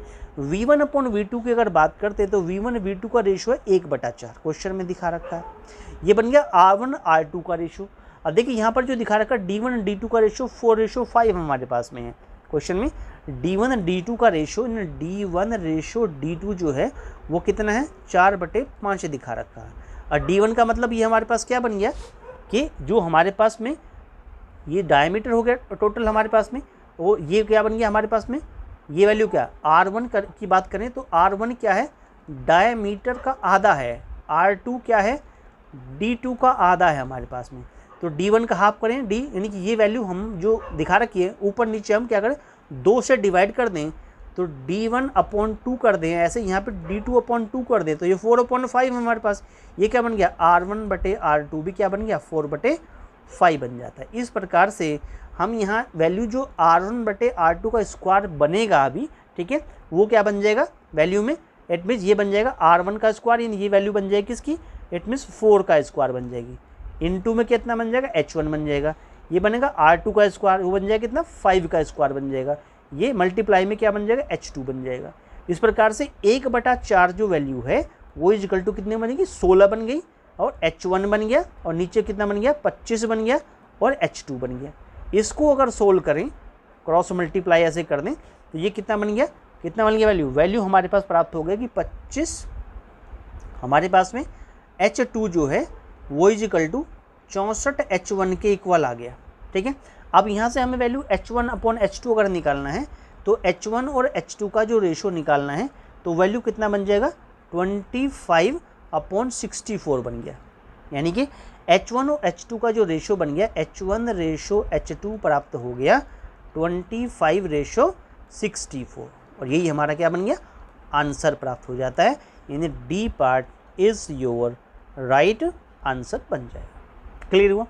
चलिए नेक्स्ट क्वेश्चन चलते हैं। 16वां क्वेश्चन का 16वां प्रश्न क्या कह रहा है, 16वें प्रश्न की बात कर रहे हैं। 16वां प्रश्न क्या कहता है, ये कहता है कि 10 मीटर लंबी 6 मीटर ऊंची और 22.5 सेंटीमीटर मोटी दीवार बनाने में कितनी ईंटों की आवश्यकता होगी। ये मीटर में है, ये मीटर में है, ये सेंटीमीटर में। यदि प्रत्येक ईंट का आकार 25 सेंटीमीटर बाई 12 सेंटीमीटर बाई 9 से, ये सभी सेंटीमीटर में है, यहाँ पर 2 वैल्यू मीटर में 1 सेंटीमीटर में दिखा रखी है। ये क्वेश्चन यूपी टेट जून 2013 में क्वेश्चन पूछा गया था। आंसर थे 4500, 4800, 5000 या 5500, ये कुछ हमें आंसर दिखा रखे थे। 16वें क्वेश्चन की बात करें, देखिएगा दीवार की अगर लंबाई, चौड़ाई और मोटाई की बात करें, तो इस दीवार की लंबाई की बात करें तो दीवार की जो लंबाई हमारे पास में है उसको आप सेंटीमीटर में कन्वर्ट कर लें। फिलहाल ये कितनी है 10 मीटर दिखा रखी है, 10 मीटर दिखा रखी है, तो इसको क्या कर देंगे 10 में हम क्या करते हैं 100 से मल्टीप्लाई कर देते हैं, तो ये क्या बन गया 1000 सेंटीमीटर में कन्वर्ट हो गया। चलिए इसी प्रकार से इस दीवार की चौड़ाई की बात करें, तो चौड़ाई की बात करें, चौड़ाई दीवार के लिए हमारे पास इट मीन्स चौड़ाई कितनी हमारे पास में, इट मीन्स 10 मीटर लंबी 6 मीटर, इट मीन्स ये चौड़ाई की बात करें तो कितना बन गया हमारे पास में, ये जो हमारे पास चौड़ाई दिखा रखी है वो कितनी है, जो यहाँ पर 6 मीटर ऊंची दिखा रखा है, ये क्या है, ये चौड़ाई एक्चुअल में, ये क्या है, यही क्या है, इट मीन्स चौड़ाई है। तो 6 मीटर को आप क्या कर देंगे, इट मीन्स 6 मल्टीप्लाई में क्या कर देंगे 100 कर देंगे, तो ये 600 सेंटीमीटर हो जाता है।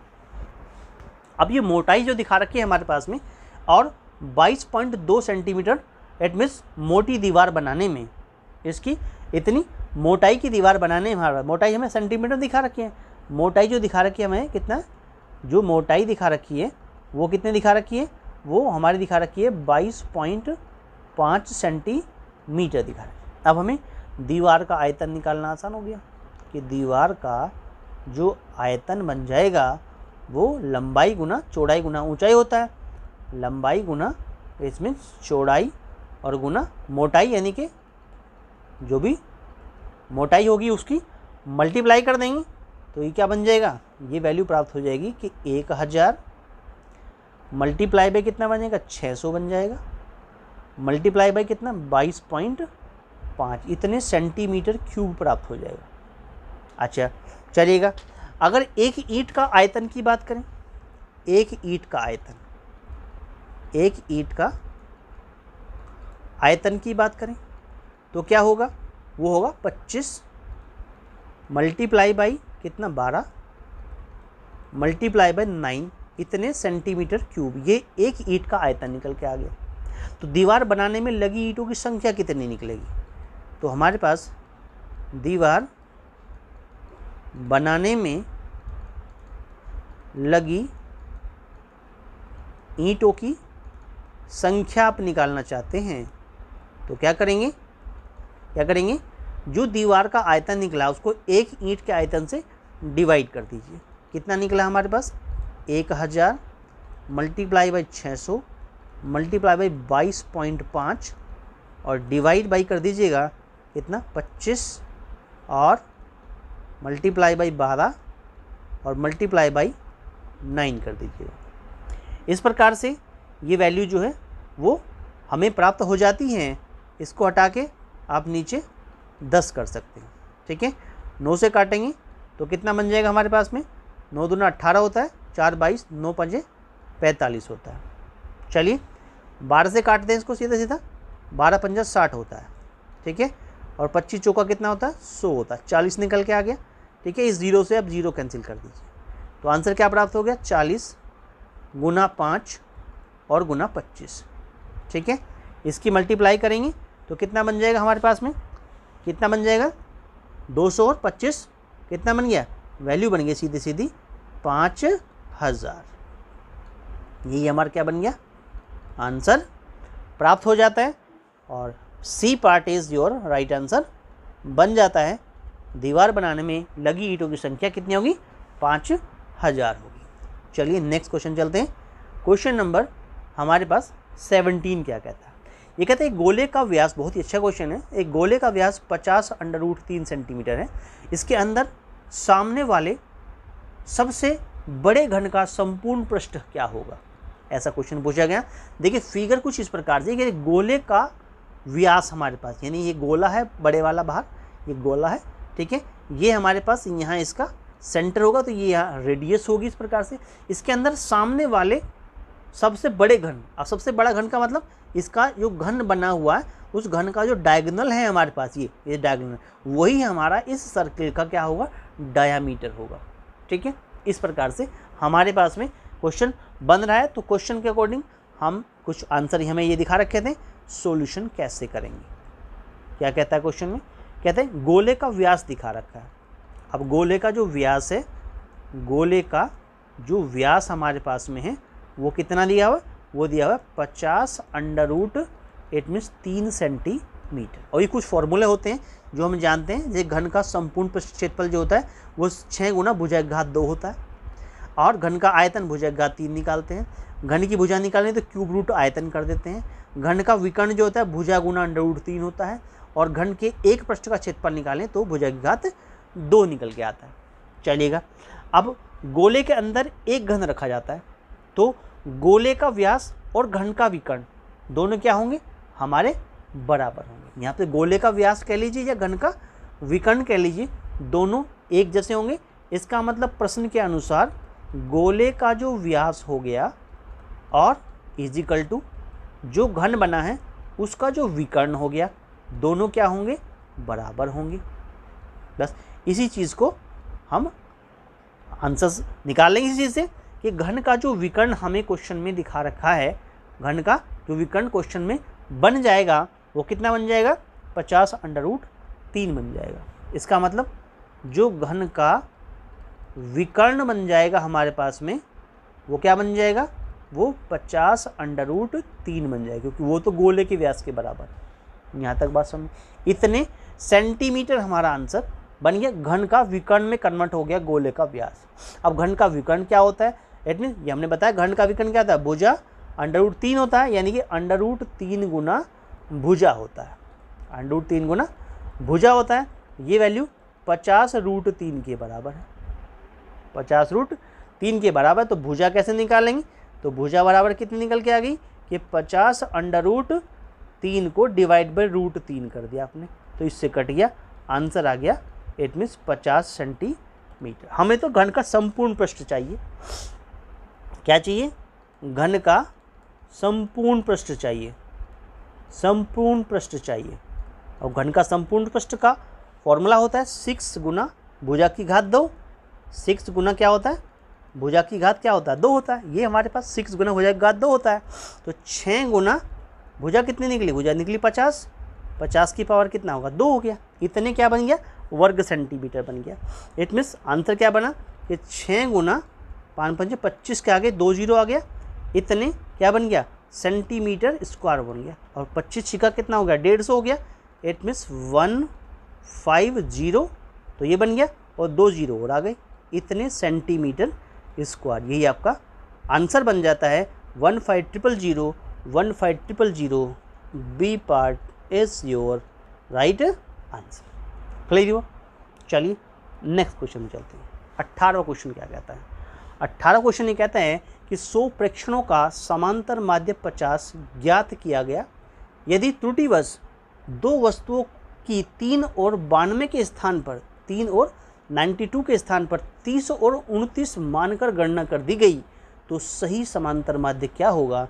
ये क्वेश्चन पूछा गया था जून 2013 यूपी टेट में आया हुआ है। आंसर थे 50.20, 50.36, 51.15 या 51.45 जो है ये हमें कुछ जो है आंसर दिखा रखे हैं। चलिएगा अब हम कहें क्वेश्चन में जो दिया हुआ है कि 100 प्रेक्षणों का समांतर माध्य 50 है। 100 प्रेक्षणों का समांतर माध्य जो है वो कितना है? इट मीन्स हमें दिखा रखा 100 प्रेक्षणों का जो समांतर माध्य है, प्रेक्षणों का जो समांतर माध्य हमारे पास दिखा रखा है, समांतर माध्य जो है वो कितना है? वो है 50। तो इसका योगफल कितना निकला? प्रेक्षणों का योग कितना निकल के आएगा? इन प्रेक्षणों का अगर योग निकालें तो योग इजकल टू क्या हो जाएगा? इनको आपस में 50 गुना क्या कर दीजिए? 100 कर दीजिए। तो ये कितना निकल के आ गया? 5000 निकल के आ गया। क्लियर हुआ? चलिए 3 के स्थान पर 30, अगर 3 के स्थान पर क्या लिया आपने? 30 ले लिया। 3 के स्थान पर क्या लिया? इजकल टू 30 लिया। तो अंतर कितना प्राप्त हुआ? अंतर कितना प्राप्त हुआ? अंतर जो मिला वो कितना मिला? 3 के स्थान पर क्या लिया आपने? 30 लिया है, तो अंतर क्या प्राप्त हुआ हमारे पास में? इस प्रकार से जो वैल्यू बनेगी वो क्या प्राप्त होगी कि हमारा अंतर कितना निकला? अंतर कितना निकला? 30 में से आप क्या कर दीजिए? 3 माइनस कर दीजिए। तो अंतर कितना आ गया? 27 का निकल के आ गया। तो अंतर क्या निकला हमारे पास में? 27 का निकल के आ गया। उसी प्रकार से 92 के स्थान पर क्या लिख दिया आपने? स्थान पर क्या बन गया? इज इक्वल टू कितना बन गया? 29 बन गया। तो यहाँ अंतर कितना बना? यहाँ अंतर कितना प्राप्त हुआ कि हमने 92 में से 29 माइनस कर दिया। तो क्या बना? 63 प्राप्त हो गया। अभिष्ट माध्य कैसे निकलेगा? अब क्या निकालेंगे? अभिष्ट माध्य कैसे निकालेंगे? अब उसका अभिष्ट माध्य क्या निकलेगा? जो अभी आपने 5000 वैल्यू प्राप्त की प्लस उसमें 63 जोड़ दीजिए, माइनस 27 क्या कर दीजिए? घटा दीजिए, और बटे क्या आ गया? 100 निकल के आ गया। क्लियर हुआ? चलिए 63 में से 27 माइनस करेंगे तो 5000 प्लस ऑफ प्लस क्या निकलेगा? प्लस की वैल्यू निकलेगी, वो क्या निकलेगी? 36 निकलेगी, और डिवाइड बाई क्या कर देंगे? 100 कर देंगे। ये क्या बन गया? 5036 डिवाइड बाई कितना बन गया? 100 बन गया। जब इसको डिवाइड 100 से करेंगे तो 50.36 आंसर प्राप्त होगा, और यही आपका फाइनल आंसर बन जाएगा। B part is your right answer. Clear हुआ? चलिए नेक्स्ट क्वेश्चन नंबर 19 में चलते हैं। क्वेश्चन 19 क्या कहता है? यदि किसी सारणी के सभी पदों का समांतर माध्य क्या है? 40 और माध्य का क्या है? 50, तो उस सारणी के पदों का बहुलक क्या होगा? बहुत ही प्यारा क्वेश्चन, बढ़िया क्वेश्चन है। जून यूपी टेट जून 2013 में क्वेश्चन पूछा। आंसर था 40, 50, 60 और 70 हमें आंसर दिखा रखे थे। देखिए क्वेश्चन में क्या क्या चीज़ गिवन है। समांतर माध्य गिवन है, यानी कि समांतर माध्य जो है गिवन है कि समांतर माध्य हमारे पास में गिवन है। मीन गिवन है क्वेश्चन में कितना? 40। उसके बाद में हमें क्या गिवन है? माध्यिका गिवन है। क्या गिवन है? इट मीन्स हमारे पास में माध्यिका गिवन है, मीडियन गिवन है। कितना दिखा रखा? 50। क्या पूछा गया? बहुलक पूछा गया। बहुलक पूछा गया यानी कि मोड पूछा गया। मोड को क्वेश्चन मार्क लगा दिया, मोड पूछा गया हमसे क्वेश्चन। चलिए देखिए फॉर्मूला हमारे पास क्या होता है कि मोड बराबर होता है 3 मीडियन माइनस 2 मीन। ये फॉर्मूला होता है, मोड हमें निकालना है, 3 गुना मीडियन यानी 50 के मल्टीप्लाई कर देंगे, 2 गुना मीन मतलब 40 के मल्टीप्लाई कर देंगे, तो ये कितना बन जाएगा 150 बन जाएगा।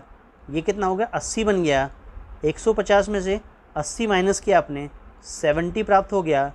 मोड यानी कि बहुलक की वैल्यू प्राप्त हो गई कि जो बहुलक होगा वो हमारे पास कितना बनेगा 70 प्राप्त हो जाएगा। यही आपका आंसर बन गया। D part is your right answer. Clear हुआ दोस्तों? वीडियो अच्छा लग रहा हो तो वीडियो को लाइक ज़रूर करें, अपने दोस्तों में शेयर ज़रूर करें और starlight classes exam study channel को सब्सक्राइब ज़रूर करें मेरे प्यारे दोस्तों। चलिए नेक्स्ट क्वेश्चन चलते हैं। 20 क्वेश्चन, बहुत ही प्यारा क्वेश्चन है। क्वेश्चन नंबर 20 जो है बहुत ही अच्छा क्वेश्चन हमारे पास दिखा रखा है। क्वेश्चन क्या कहता है कि दी गई आकृति में छायांकित भाग का क्षेत्रफल ज्ञात कीजिए। ये जो छायांकित भाग है इसका क्षेत्रफल ज्ञात करना था। 100 सेंटीमीटर स्क्वायर, 150, 175, 200 सेंटीमीटर स्क्वायर, ये कुछ आंसर हमें दिखा रखे। देखिएगा ये हमारे पास एक स्क्वायर बना हुआ है। ये हमारे पास स्क्वायर PQRS जो है वो स्क्वायर बना रखा है। ये 20 और ये भी 20, ठीक है, स्क्वायर हो गया, PQRS स्क्वायर हो गया। उसके बाद में ये हमारे पास कितना है, यहाँ से यहाँ तक जो वैल्यू दिखा रखी है, ये वैल्यू जो दिखा रखी है, ये वैल्यू कितनी है, ये 10 सेंटीमीटर है और यहाँ तक कितनी है, ये भी 20 सेंटीमीटर वैल्यू होगी। चलिए ये 10 हुआ, ये भी 10 हमारे पास, यहाँ से यहाँ तक भी, ये यहाँ से यहाँ तक भी 10 हमारे पास में, और ये भी क्या दिखा हुआ है 10 दिखा रहा है। एक ट्रायंगल यहाँ बना हुआ, एक ट्रायंगल यहाँ बना हुआ, एक ट्रायंगल यहाँ बना 90 डिग्री का। यानी कि अगर आप इस पूरे स्क्वायर के क्षेत्रफल में से इन तीनों ट्रायंगलों के क्षेत्रफल को माइनस कर दें तो इस शेडेड रीजन का एरिया निकल के आ जाता है। तो क्वेश्चन में लिखेंगे शेडेड रीजन का एरिया ऑफ शेडेड रीजन कितना बन गया, it means area of shaded region जो है हमारे पास में बन गया area of square, area of square minus, आप क्या करते हैं कि एरिया ऑफ इसका ट्रायंगल, पहले आप क्यों करते हैं QPT कर लें, तो QPT हो गया, प्लस क्या कर दें एरिया ऑफ ट्रायंगल जो कर दें TSU कर दें, TSU कर दें, प्लस एरिया ऑफ ट्रायंगल क्या कर दें, इट मीन्स URQ कर दें, तो URQ ऐसा लिख दें तो ये हमारा आंसर निकल आएगा। देखिए एरिया ऑफ स्क्वायर की अगर बात करें तो वो 20 × 20 होगा, यानी 20 × 20 होगा। माइनस करें, ब्रैकेट लगाएं। देखो इसकी बात करें तो 1/2 क्या होता है 10 × 20 होता है। फिर अगले की बात करें 1/2 ये 10 × 10 हो जाएगा। अगले की बात करें 1/2 × ये 10 × 20 हो जाएगा। ये हमारे पास वैल्यू बन जाएंगी, 2 से ये 5 बार कैंसिल हो जाएगा, यहाँ से भी 2 से ये 5 बार कैंसिल हो जाएगा और 2 से ये 5 बार कैंसिल हो जाएगा। तो हमें क्या मिलेगा 400 में से माइनस कर दें 5 दूना 10, यानी कि ये जो 100 बन गया, और प्लस ये कितना 50 बन गया, और ये कितना बन गया, ये भी 100 बन गया। ठीक है, तो 250 माइनस हो गया हमारे पास। 400 में से हमारे पास कितना बन गया 250 माइनस हो गया, 250 माइनस हो गया, 400 माइनस 250 कर दिया आपने, तो कितना बन गया 150 प्राप्त हो गया। इतने सेंटीमीटर स्क्वायर ये हमारा एरिया ऑफ शेडेड रीजन निकल के आ गया। यही आपका फाइनल आंसर होगा। B part is your right answer बन जाता है 150 सेंटीमीटर स्क्वायर। चलिए नेक्स्ट करते हैं क्वेश्चन में। क्वेश्चन नंबर 21 जो है ये क्या कहता है, देखिए 225, 225 तथा 550 के बीच में कितनी संख्याएं 4, 5 और 6 तीनों से पूर्णतः विभाजित होती हैं, ऐसा क्वेश्चन पूछा गया था यूपी टेट नवंबर 2013। जून के क्वेश्चन हमने कंप्लीट कर लिए, महत्वपूर्ण क्वेश्चन जो थे वो कंप्लीट हो गए। अब हम नवंबर 2013 में जो क्वेश्चन यूपी टेट में आए थे वहाँ से स्टार्ट करते हैं। ये बहुत ही अच्छे क्वेश्चन थे। इससे पहले वाला जो क्वेश्चन हमने कराया ये भी नवंबर 2013 का ही क्वेश्चन था।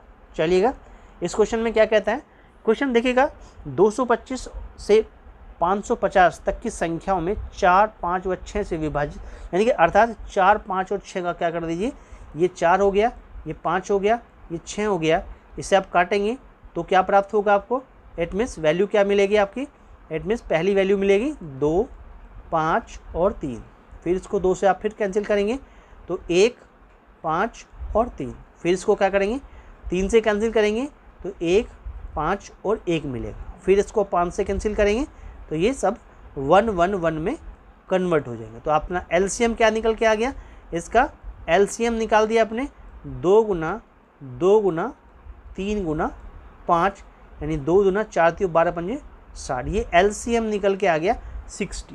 तो ये हमारा एलसीएम निकल के आ गया 60। अब जब एलसीएम निकल के आ गया हमारे पास में 60, तो सबसे पहले क्या करें, 60 से की टेबल पढ़ें तो 6 चौक 24, यानी 60 गुना 4 कितना होगा 240। अब 60 में 5 की गुना करें, 6 पंजे कितना बन गया 300 बन गया। अब इसमें 6 की गुना करें तो 6 चंग 36 360 बन गया। ऐसे ही 60 मल्टीप्लाई बाय 7 करें, 6 सत्ते 42 420 हो गया। अब 60 मल्टीप्लाई 8 करें तो 6 अट्ठे 48 480 हो गया। ऐसे ही अगर हम 60 मल्टीप्लाई बाय 9 करें तो 6 नम कितना बन गया, इट मीन्स 540 हो गया। आगे जाएगा नहीं, तो कुल कितनी है, कुल कितनी संख्या है, 6 संख्याएँ ऐसी हैं, ठीक है, कुल 6 संख्याएँ हैं, कितनी 1 2 3 4 5 6 6 संख्याएँ हैं जो 225 और 550 के बीच में कितने 4, 5 और 6 से पूर्णतः विभाजित होगी। It means C part is your right answer हो जाएगा। चलिए नेक्स्ट क्वेश्चन चलते हैं। ये कहता है क्वेश्चन के अंदर, क्या कहना है कि यदि under the root of 5 plus उसके अंदर cube root of x equal to 3 हो तो x का मान क्या होगा। यूपीटेट नवंबर 2013 में क्वेश्चन पूछा गया। आंसर थे 125, 27, 16 और 64। क्वेश्चन में हमें ऐसे आंसर दिखा रखे थे। चलिए देखिए क्वेश्चन में क्या गिवन है, हमारे पास जो गिवन है वो ये गिवन है कि अंडर द रूट लगाया ऐसे 5 प्लस इसके अंदर क्यूब रूट x दिया और ये इजकल टू 3 के इक्वल है। अब स्क्वायरिंग दोनों ओर का वर्क करने पर, स्क्वायरिंग बोथ साइड कर दें तो क्या बन जाएगा, इट मीन्स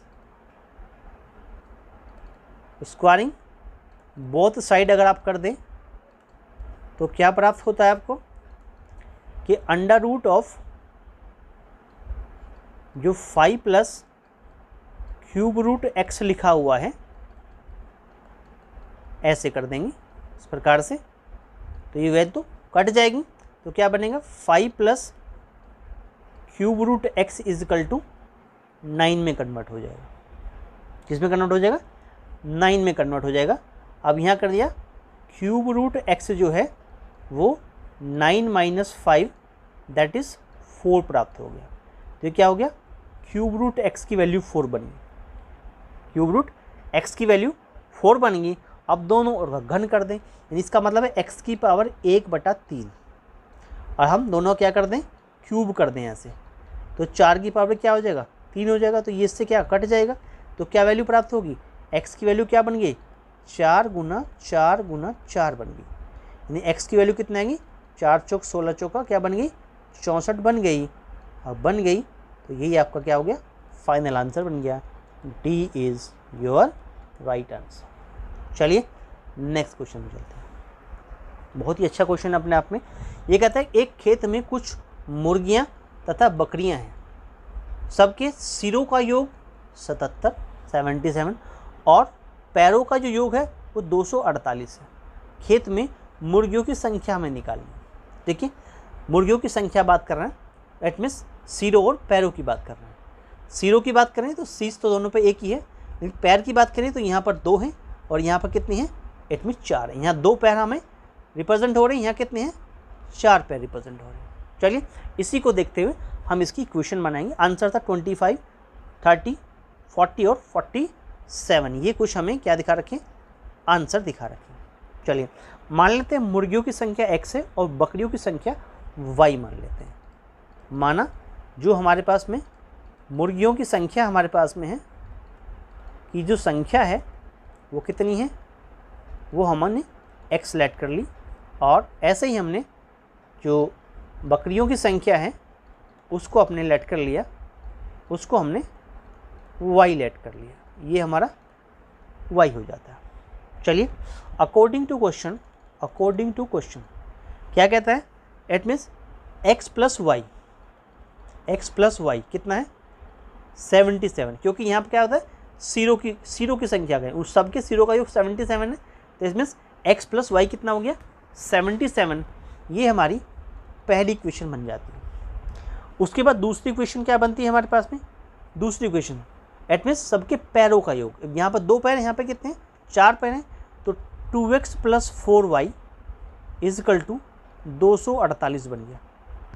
इसमें से 2 कॉमन ले लिया आपने, x प्लस 2y अगर 248 के बराबर हैं तो x प्लस 2y का आंसर कितना आ गया 100, कितना आ गया 2 1 जा 2 2 जा 2 4 जा 124 निकल के आ गया। ये इक्वेशन सेकंड बन जाती है। इक्वेशन फर्स्ट को देखें तो x plus Y equal to कितना है 77 है। अगर इसमें से क्या कर दें सबट्रैक्ट कर दें तो ये वैल्यू कट जाएगी, क्या बचेगा 2 में से एक y बचा, यहाँ क्या बच गया 124 माइनस 77 कर दिया, माइनस कर दिया, आंसर क्या निकल के आ गया y का आंसर कितना निकल के आ गया 7 आ गया और 4 आ गया, 7 7 14 हो गया, तो एक बार 47 निकल के आ गया।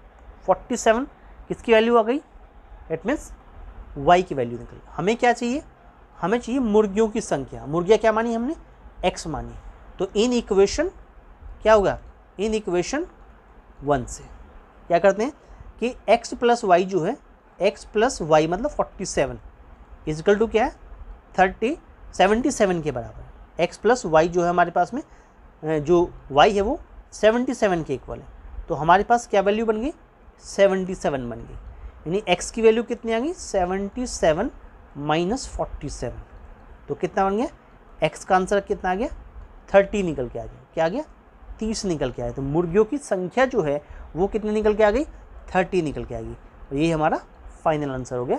B part is your right answer बन जाता है।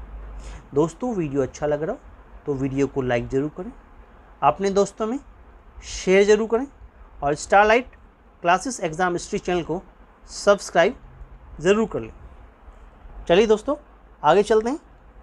क्वेश्चन नंबर 24 में क्या कहता है कि एक अर्धवृत्ताकार खिड़की का व्यास 49 सेंटीमीटर व्यास की बात कर रहा है, इसका परिमाप कितना होगा, ये हमसे क्वेश्चन में पूछा है। क्वेश्चन नंबर 24 की बात करें, देखिए हमारे पास कुछ इस प्रकार से, जैसे यहाँ से हम देखें ये पूरा डायमीटर होता है, it means diameter equal to 2r होता है।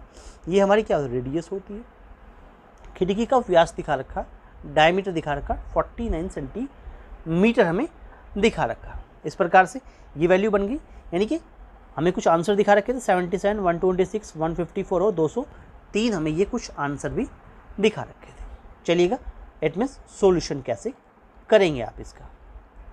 क्वेश्चन क्या कहता है, देखो खिड़की का व्यास कितना है, जो हमें खिड़की दिखा रखी है, खिड़की का जो व्यास है वो कितना दिखा रखा है क्वेश्चन के अकॉर्डिंग इजिकल टू 49 सेंटीमीटर, यानी ये वैल्यू जो है वो किसकी दिखा रखी है व्यास, यानी कि ये हमें d दिखा रखा है।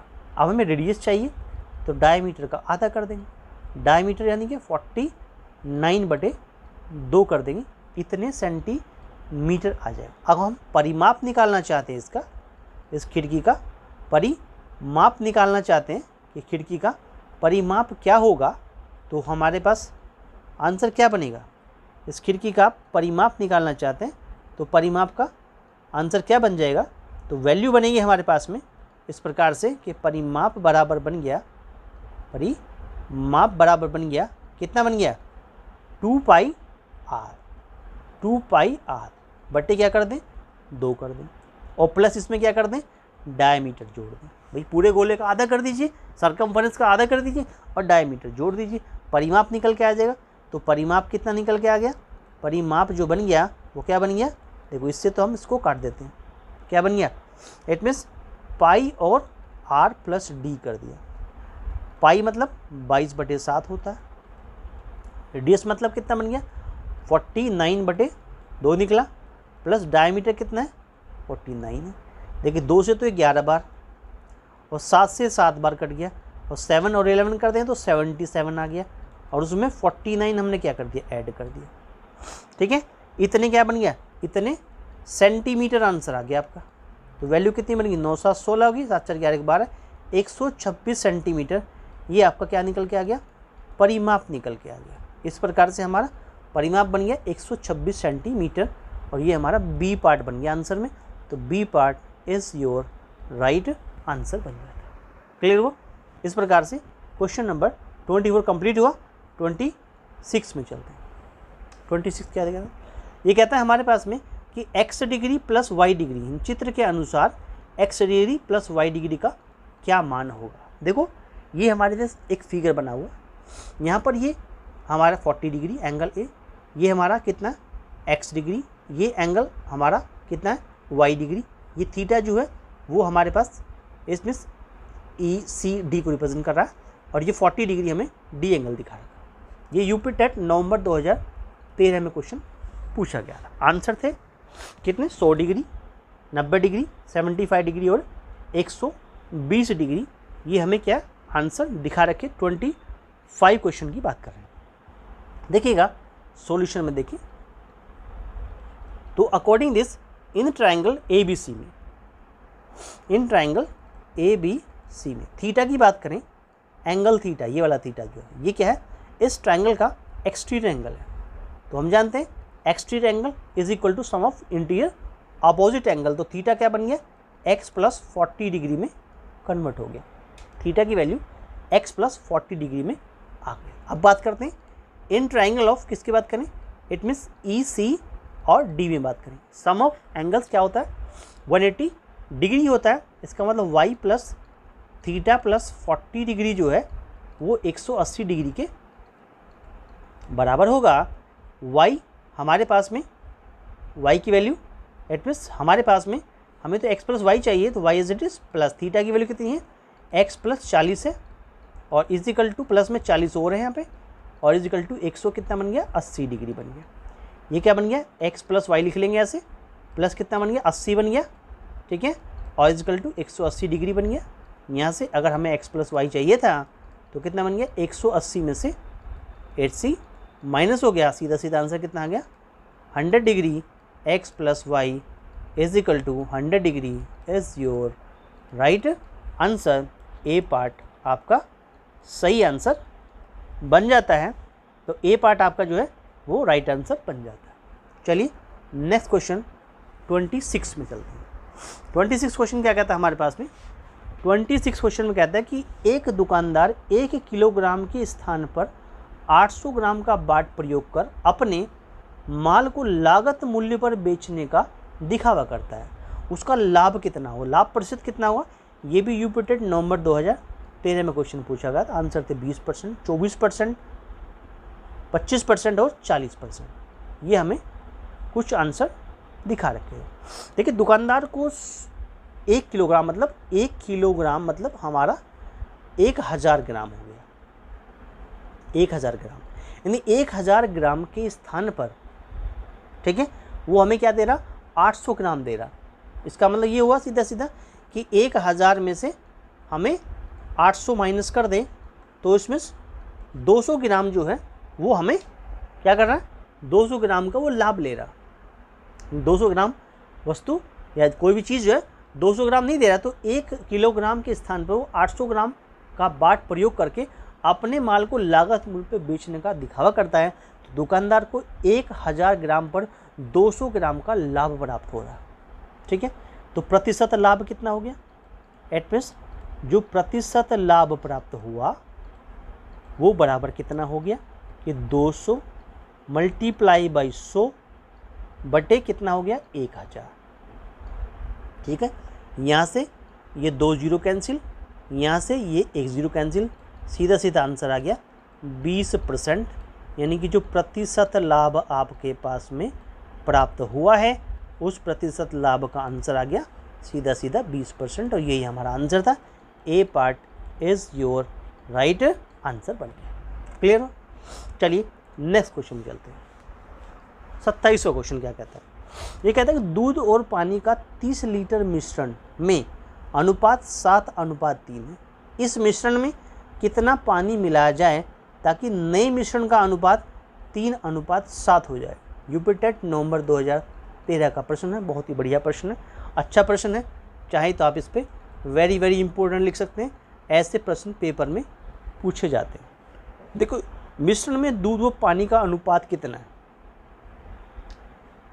सॉल्यूशन करते हैं। आंसर कुछ दिखा रखे थे, 10 लीटर, 20 लीटर, 30, 40 लीटर, ये कुछ आंसर दिखा रखे थे। यानी कि हमारे पास जो मिश्रण दिया हुआ है, मिश्रण में दूध व पानी का अनुपात, दूध व पानी का जो अनुपात है वो कितना दिखा रखा है? अनुपात इजिकल टू है कितना? 7:3। अगर इसका अनुपातिक योग लें, अनुपातिक योग अगर लें तो अनुपातिक योग प्राप्त हो जाएगा। 7 और 3 को आप जोड़ देंगे तो ये 10 निकल आएगा। अनुपातिक योग क्या आ गया? 10 निकल गया। तो 30 लीटर मिश्रण में दूध की मात्रा क्या होगी? तो 30 लीटर जो मिश्रण मिलेगा, मिश्रण में दूध की मात्रा जो होगी वो कितनी होगी? देखिए आंसर निकलेगा कि 30/10 × 7। दूध की मात्रा तो इतनी निकलेगी। चलिए इससे काट लेते हैं, 0 0 कट गया, साथियों 21 लीटर निकल के आ गया। ठीक है, इतनी मात्रा निकल के आ गई। शेष पानी की मात्रा कैसी होगी? अगर हम शेष पानी की मात्रा निकालें तो शेष पानी की मात्रा क्या निकलेगी हमारे पास में? शेष पानी की मात्रा कितनी बनी? देखो हमारे पास में 30 लीटर था, उसमें से आपने 21 लीटर निकाल लिया, उसकी वैल्यू माइनस कर दी तो कितना? 9 लीटर निकल के आ गई। क्वेश्चन कहता है, देखिए मान लिया, माना, अब कहते हैं कितना पानी मिश्रण में कितना पानी मिलाया जाए, मिश्रण में कितना पानी मिलाया जाए। मान लेते हैं उसमें x लीटर पानी मिलाते हैं, माना इट मीन्स मिश्रण में क्या करते हैं? x लीटर पानी जो है क्या करते हैं? x लीटर पानी इट मीन्स मिलाने से दूध में जो x लीटर पानी मिलाने से दूध का रेशो, ठीक है, दूध का रेशो और पानी का रेशो कितना हो जाता है? इट मीन्स 3:7 हो जाता है। ठीक है, तो क्या करते हैं? देखो क्वेश्चन के अकॉर्डिंग, यानी दूध और पानी का रेशो अगर 3:7 हो जाता है तो यहाँ पर दूध कितना है? दूध हमारे पास कितना है? 21। पानी कितना बन गया? 9 + x, तो ये 3/7 बन जाता है। क्लियर हुआ? चलिए इस प्रकार से क्रॉस मल्टीप्लाई कर दिए। 9 × 27 + 3x की वैल्यू 7 × 7 7 दूनी 14, 147 के बराबर हो जाती है। तो 3x निकालेंगे तो 147 में से क्या हो गया? 27 माइनस हो गया। क्या प्राप्त हुआ कि 3x = 120 प्राप्त हो गया। x की वैल्यू कितनी आ गई? 120/3 आ गई। 3 × 4 = 12 होता है, 40 हो गया। x की वैल्यू आ गई हमारी 40 हो गई। यानी मिलाया गया जो पानी है वो कितना गया?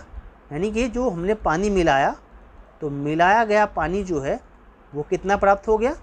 वो प्राप्त हो गया = कितना? इट मीन्स 40 लीटर पानी हमने उसमें मिलाया, और यही हमारा आंसर बन जाता है। D part is your right answer. Clear हुआ? चलिए नेक्स्ट क्वेश्चन चलते हैं। क्वेश्चन नंबर 28 में 28 क्या कहता है? क्वेश्चन 28 ये कह रहा है कि दो क्रमागत सम संख्याओं, सम की बात कर रहा है, सम संख्याओं के वर्गों का अंतर 84 है, तो उन संख्याओं का योगफल क्या निकलेगा? ये हमसे पूछा गया था। यूपी टेट नवंबर 2013 में प्रश्न था। पहला आंसर था 38, दूसरा 40, तीसरा 42 और चौथा 48।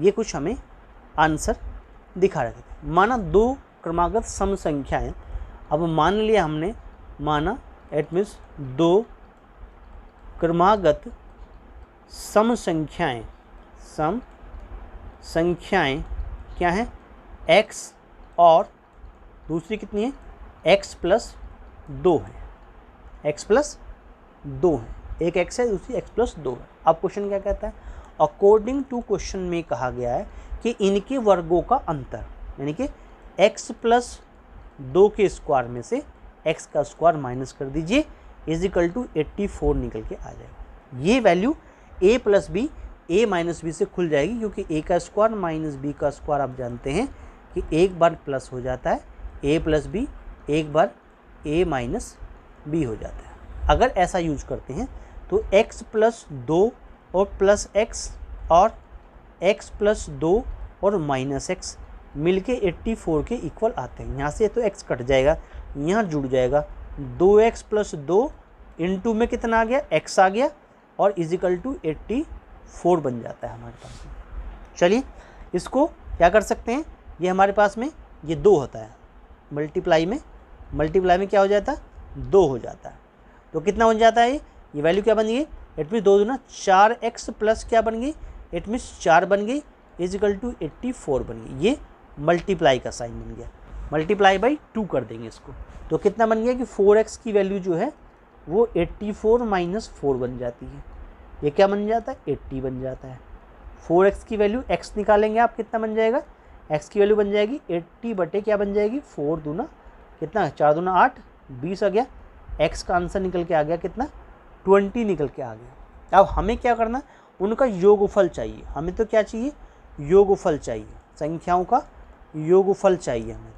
योगफल कितना हो जाएगा, x में x प्लस 2 को जोड़ देंगे, यानी कि ये कितना हो जाएगा, x की वैल्यू कितना 20 है, 20 में 20 प्लस 2 और जोड़ गया, तो 20 दूनी 40 प्लस 2 कितना हो गया, 42 हो गया। 42 इज़ योर राइट आंसर बन गया, 42 यानी C part is your right answer बन जाता है। क्लियर हो। चलिए नेक्स्ट क्वेश्चन 29 के, बहुत ही प्यारा क्वेश्चन है, स्टार्ट करने से पहले ही वेरी वेरी इंपॉर्टेंट लिख देते हैं, क्योंकि ये बहुत ही प्यारा क्वेश्चन है और कई बार एग्जाम में ऐसे प्रश्न पूछे गए। क्या कहता है, 2 ताशों को एक साथ फेंकने पर 2 पासों को, यानी डाई जो इस प्रकार से, डाई को एक साथ फेंकने पर एक पासे पर दूसरे से बड़ा अंक आने की प्रायिकता क्या होगी। यहाँ समझिएगा, एक पासे पर दूसरे से बड़ा अंक आए, क्या प्रायिकता होगी, ये हमसे क्वेश्चन पूछा गया था। आंसर थे 1/6, 5/6, 1/2 और 1 हमारे पास ऐसे कुछ आंसर हमें दिखा रखे थे। देखिएगा यहाँ पर जो क्वेश्चन हमें पूछा गया है, इसमें बहुत ही अच्छा क्वेश्चन अपने आप में। क्या कहता है, देखो 2 पैसों को फेंकने के लिए जो वैल्यू प्राप्त होती है, वो ये चार्ट जो यहाँ पर दिखाया गया इस प्रकार से 1 1 1 2 1 3 1 4 1 5 1 6, इस प्रकार से यहाँ तक चलते चलते 6 1 6 2 6 3 6 4 6 5 6 6 ये प्राप्त होते हैं। टोटल 36 केस हमें प्राप्त होते हैं। टोटल क्या होते हैं, 36 केस हमें जो है प्राप्त होते हैं। लेकिन जो समान अवयव हैं, जो इसके समान वैल्यू हैं, समान जो अवयव प्राप्त होंगे, इट मीन्स समान जो वैल्यू प्राप्त होंगी हमारे पास में, वो कैसी वैल्यू होंगी, इट मीन्स जैसे 1 पे 1 है, 2 पे 2 है, 3 पे 3 है, 4 पे 4 है, 5 पे 5 है और 6 पे 6। इसमें कोई छोटा बड़ा नहीं, दोनों समान वैल्यू हो, यानी 6 वैल्यू ऐसी हैं, कैसी हैं, ये कैसी हैं, इट मीन्स समान वैल्यू कितनी है, इनकी संख्या है 6। 6 वैल्यू ऐसी हैं जो बिल्कुल समान है, जिसमें कोई छोटा या बड़ा नहीं है। 36 में से 6 समान है, यानी एक दूसरे से बड़े छोटे होने पर कुल समष्टियाँ कितनी बनी, इट मीन्स उसको आप नंबर ऑफ इवेंट कितनी बनी, तो 36 माइनस 6 कर दिया तो वैल्यू कितनी बन गई, 30 बन गई। कितनी बन गई, 30 वैल्यू प्राप्त हुई, जो हमारे पास छोटी बड़ी हो सकती हैं, ठीक है, लेकिन 6 वैल्यू ऐसी थी जो समान है, एक दूसरे से क्या है, अंक बड़े हो सकते हैं, जैसे 2 और 1 में 2 बड़ा है 1 छोटा है। यहाँ पे आप हमने लिखा एट मीन्स 4 और 6 में 4 छोटा है 6 बड़ा है, तो इस प्रकार की वैल्यू कितनी है, ऐसे वैल्यू 30 प्राप्त होंगी। ठीक है, तो अभिष्ट प्रायिकता कितनी मिलेगी, अभिष्ट प्रायिकता प्रोबेबिलिटी की बात करें तो वो क्या प्राप्त होगा कि हमारे पास में जो नंबर ऑफ इवेंट प्राप्त हुई हैं, जो छोटे बड़े वाली है, total number of sample space कितने हैं। देखो यहाँ पे नंबर ऑफ सैंपल स्पेस कितने थे टोटल, वो तो कितने थे, वो तो 36 थे हमारे पास। Number of sample space total कितने हैं, 36 है हमारे पास। तो कितना बन गया, आंसर आ गया। It means probability of event कितनी निकल के आ गई, प्रोबेबिलिटी इवेंट कितनी, 30/36 हो गई, 30/36 निकल गई। इट मीन्स 5 टाइम और 6 टाइम कट गया। इट मीन्स 6/36 हो गया। तो अभिष्ट प्रायिकता प्रोबेबिलिटी ऑफ इवेंट 5/6 निकल गए आ गई। यही आपका फाइनल आंसर बन जाता है। B part is your right answer. Clear हुआ। चलिए नेक्स्ट क्वेश्चन में चलते हैं। क्वेश्चन नंबर 30 ये कहता है एक धनराशि 3 वर्षों में रुपीज़ कितना 2400 और 4 वर्षों में रुपीज़ 2520 हो जाती है। इट मीन्स वार्षिक चक्रवृद्धि ब्याज यानी कंपाउंड इंटरेस्ट की दर यानी रेट क्या हो जाएगी। ये क्वेश्चन यूपी टेट के नवंबर 2013 में पूछा गया था और ये क्वेश्चन बहुत ही इम्पोर्टेंट क्वेश्चन है। इसे इम्पोर्टेंट लिख लीजिए, ऐसे प्रश्न एग्ज़ाम में बहुत आते हैं। चलिएगा देखो, इट मीन्स आंसर थे 10%, 3%, 8% या 5%। ये कुछ आंसर हमें दिखा रखे थे क्वेश्चन में। हम जानते हैं कि जो अमाउंट होता है इन चक्रवृद्धि ब्याज की जो मिश्र दर होती है वो equal to P1 plus rate upon 100 की पावर n यानी कि समय होता है। अब इस प्रकार से क्योंकि हमें क्वेश्चन में क्या गया है, एक धनराशि 3 वर्षों में 2400 तथा 4 वर्षों में 2520 हो जाती है, तो वार्षिक चक्रवृद्धि ब्याज कंपाउंड इंटरेस्ट की दर कितनी हमें मिलेगी। तो हम क्या करते हैं कि जो 2520 है उसको डिवाइड कर दें किससे, 2400 से, और इज इक्वल टू यहाँ पर प्रिंसिपल 1 प्लस आर अपॉन 100 की पावर जो 4 है 4 वर्षों में है उसको डिवाइड कर दें P1 प्लस आर अपॉन 100 की पावर 3 से। तो प्रिंसिपल से तो प्रिंसिपल कट गया, एक जीरो से ये जीरो कट गई। क्लियर हुआ, यहाँ तक कोई दिक्कत नहीं। चलिए देखो, ये 1 प्लस आर अपॉन 100 की पावर यहाँ तो 4 हैं, ये 1 प्लस आर अपॉन 100 की पावर 3 है। ये जब ऊपर 3 जाएंगी तो अकेली क्या रह जाएगी, 1 प्लस आर अपॉन 100 की पावर 1 रह जाएगी, यानी 1 प्लस आर अपॉन 100 ही रह जाएगा। तो ये 252/240 रह गया। इस 1 को उधर ले जाओ, ये 252 माइनस अपॉन 240 माइनस 1 बन गया ऐसे, और ये r/100 के इक्वल आ गया। ऐसा कुछ प्राप्त हो गया। चलिए इसका अगर हम एलसीएम लें तो एलसीएम हमारे पास में क्या प्राप्त हो जाएगा, एलसीएम की वैल्यू प्राप्त हो जाएगी कितनी, इट मीन्स 240। उधर क्या बन गया, 252 माइनस 240 बन गया, और इजिकल टू किसके इक्वल आ रहा है, r/100 के इक्वल प्राप्त हो रहा है। यानी यहाँ तक ये वैल्यू निकल के आ गई 252 में से। इट मीन 240 माइनस कर देंगे तो ये कितना वैल्यू बन जाएगा हमारे पास में, ये वैल्यू कितना बन जाएगा, 2 बन जाएगा और 1 बन जाएगा, और नीचे कितना होगा 240 बन गया, इजिकल टू कितना गया, r/ कितना बन गया, 100 बन गया हमारे पास। ऐसा वैल्यू हमें यहाँ पर प्राप्त हो जाता है। चलिएगा 12 से काटते हैं, 12 के 12, 12 दूनी 24 हो गया, यानी 1/20 बराबर बन गया r/100 के। इसकी क्रॉस मल्टीप्लाई कर दीजिए, क्या प्राप्त हुआ हमारे पास। देखिए जैसे हमने फॉर्मूला बताया, चक्रवृद्धि ब्याज जो होता है P1 प्लस आर अपॉन 100 की पावर 1 माइनस 1 भी होता है, ठीक है, और विसर्जन जो होता है P1 प्लस आर अपॉन 100 की पावर कितना होता है, इट मीन्स r होता है। हम इसका यूज कर लिया। चलिए तो वैल्यू कितनी हमारे पास जो निकल के आ गई, हमारे पास क्या बन गया, इट मीन्स जो 20r है वो 100 के इक्वल आ जाता है, और रेट जो होती है हमारे पास क्या बन जाती है, रेट क्या निकल आएगी, रेट इजकल टू निकल आएगी कि 100 को आप क्या कर दें, 20 से डिवाइड कर दें। जब आप 100 को 20 से डिवाइड करेंगे तो ये हमारे पास क्या बन जाएगा, 0 से जो 0 कट जाएगा, और 2 से कितना बन जाएगा, 5 बार कैंसिल हो गया, तो रेट जो है वो कितना आ गया, इट मीन्स 5% प्राप्त हो जाता है। इट मीन्स ये क्या बन गया, यही आपका फाइनल आंसर बन जाता है। क्लियर हुआ, ठीक है। तो हमारा डी पार्ट जो है वो एक राइट आंसर बन जाता है। बहुत ही अच्छा क्वेश्चन था अपने आप में कि डी पार्ट हमारा राइट आंसर बन जाता है। देखिए चक्रवर्ती ब्याज के लिए फॉर्मूला जो होता है P1 प्लस आर अपॉन 100 की पावर कितना, r-1 होता है, और मिश्रधन के लिए formula P1 plus are upon 100 की पावर कितना, r होता है। हमने इसी को यूज किया है कि अमाउंट जो होगा P1 प्लस आर अपॉन 100 की पावर n होगा, यहाँ पर जो 4 वर्षों में हमारे पास अमाउंट था वो कितना 2520 था। 4 वर्षों में जो अमाउंट था 2520 था, और हमारे पास में जो 3 वर्षों में अमाउंट था वो 2400 था। तो हमने 2520 को डिवाइड बाई 2400 कर दिया। यहाँ से P1 प्लस आर अपॉन 100 की पावर 4 किया। नीचे हमारे पास में P1 प्लस आर अपॉन 100 की पावर कितना 3 किया हमारे पास में। इस प्रकार से वैल्यू को कैंसिल कर दिया और हमने अपना आंसर 5% फाइनल कर दिया। क्लियर हो? चलिए दोस्तों, ये क्वेश्चन आपको बहुत से समझ में आया होगा। ठीक है, इसी के साथ में हमारे 30 क्वेश्चन कंप्लीट हो जाते हैं। क्लियर? चलिएगा दोस्तों, अगर आपको वीडियो अच्छा लगा हो तो वीडियो को लाइक ज़रूर करें, अपने दोस्तों में शेयर ज़रूर करें, और starlet classes exam history channel को सब्सक्राइब ज़रूर करें मेरे प्यारे दोस्तों, और साथ में बेल आइकन को भी प्रेस करें, जिससे आने वाली वीडियो का नोटिफिकेशन सबसे पहले आपको प्राप्त हो। थैंक यू मेरे प्यारे दोस्तों, थैंक यू दोस्तों।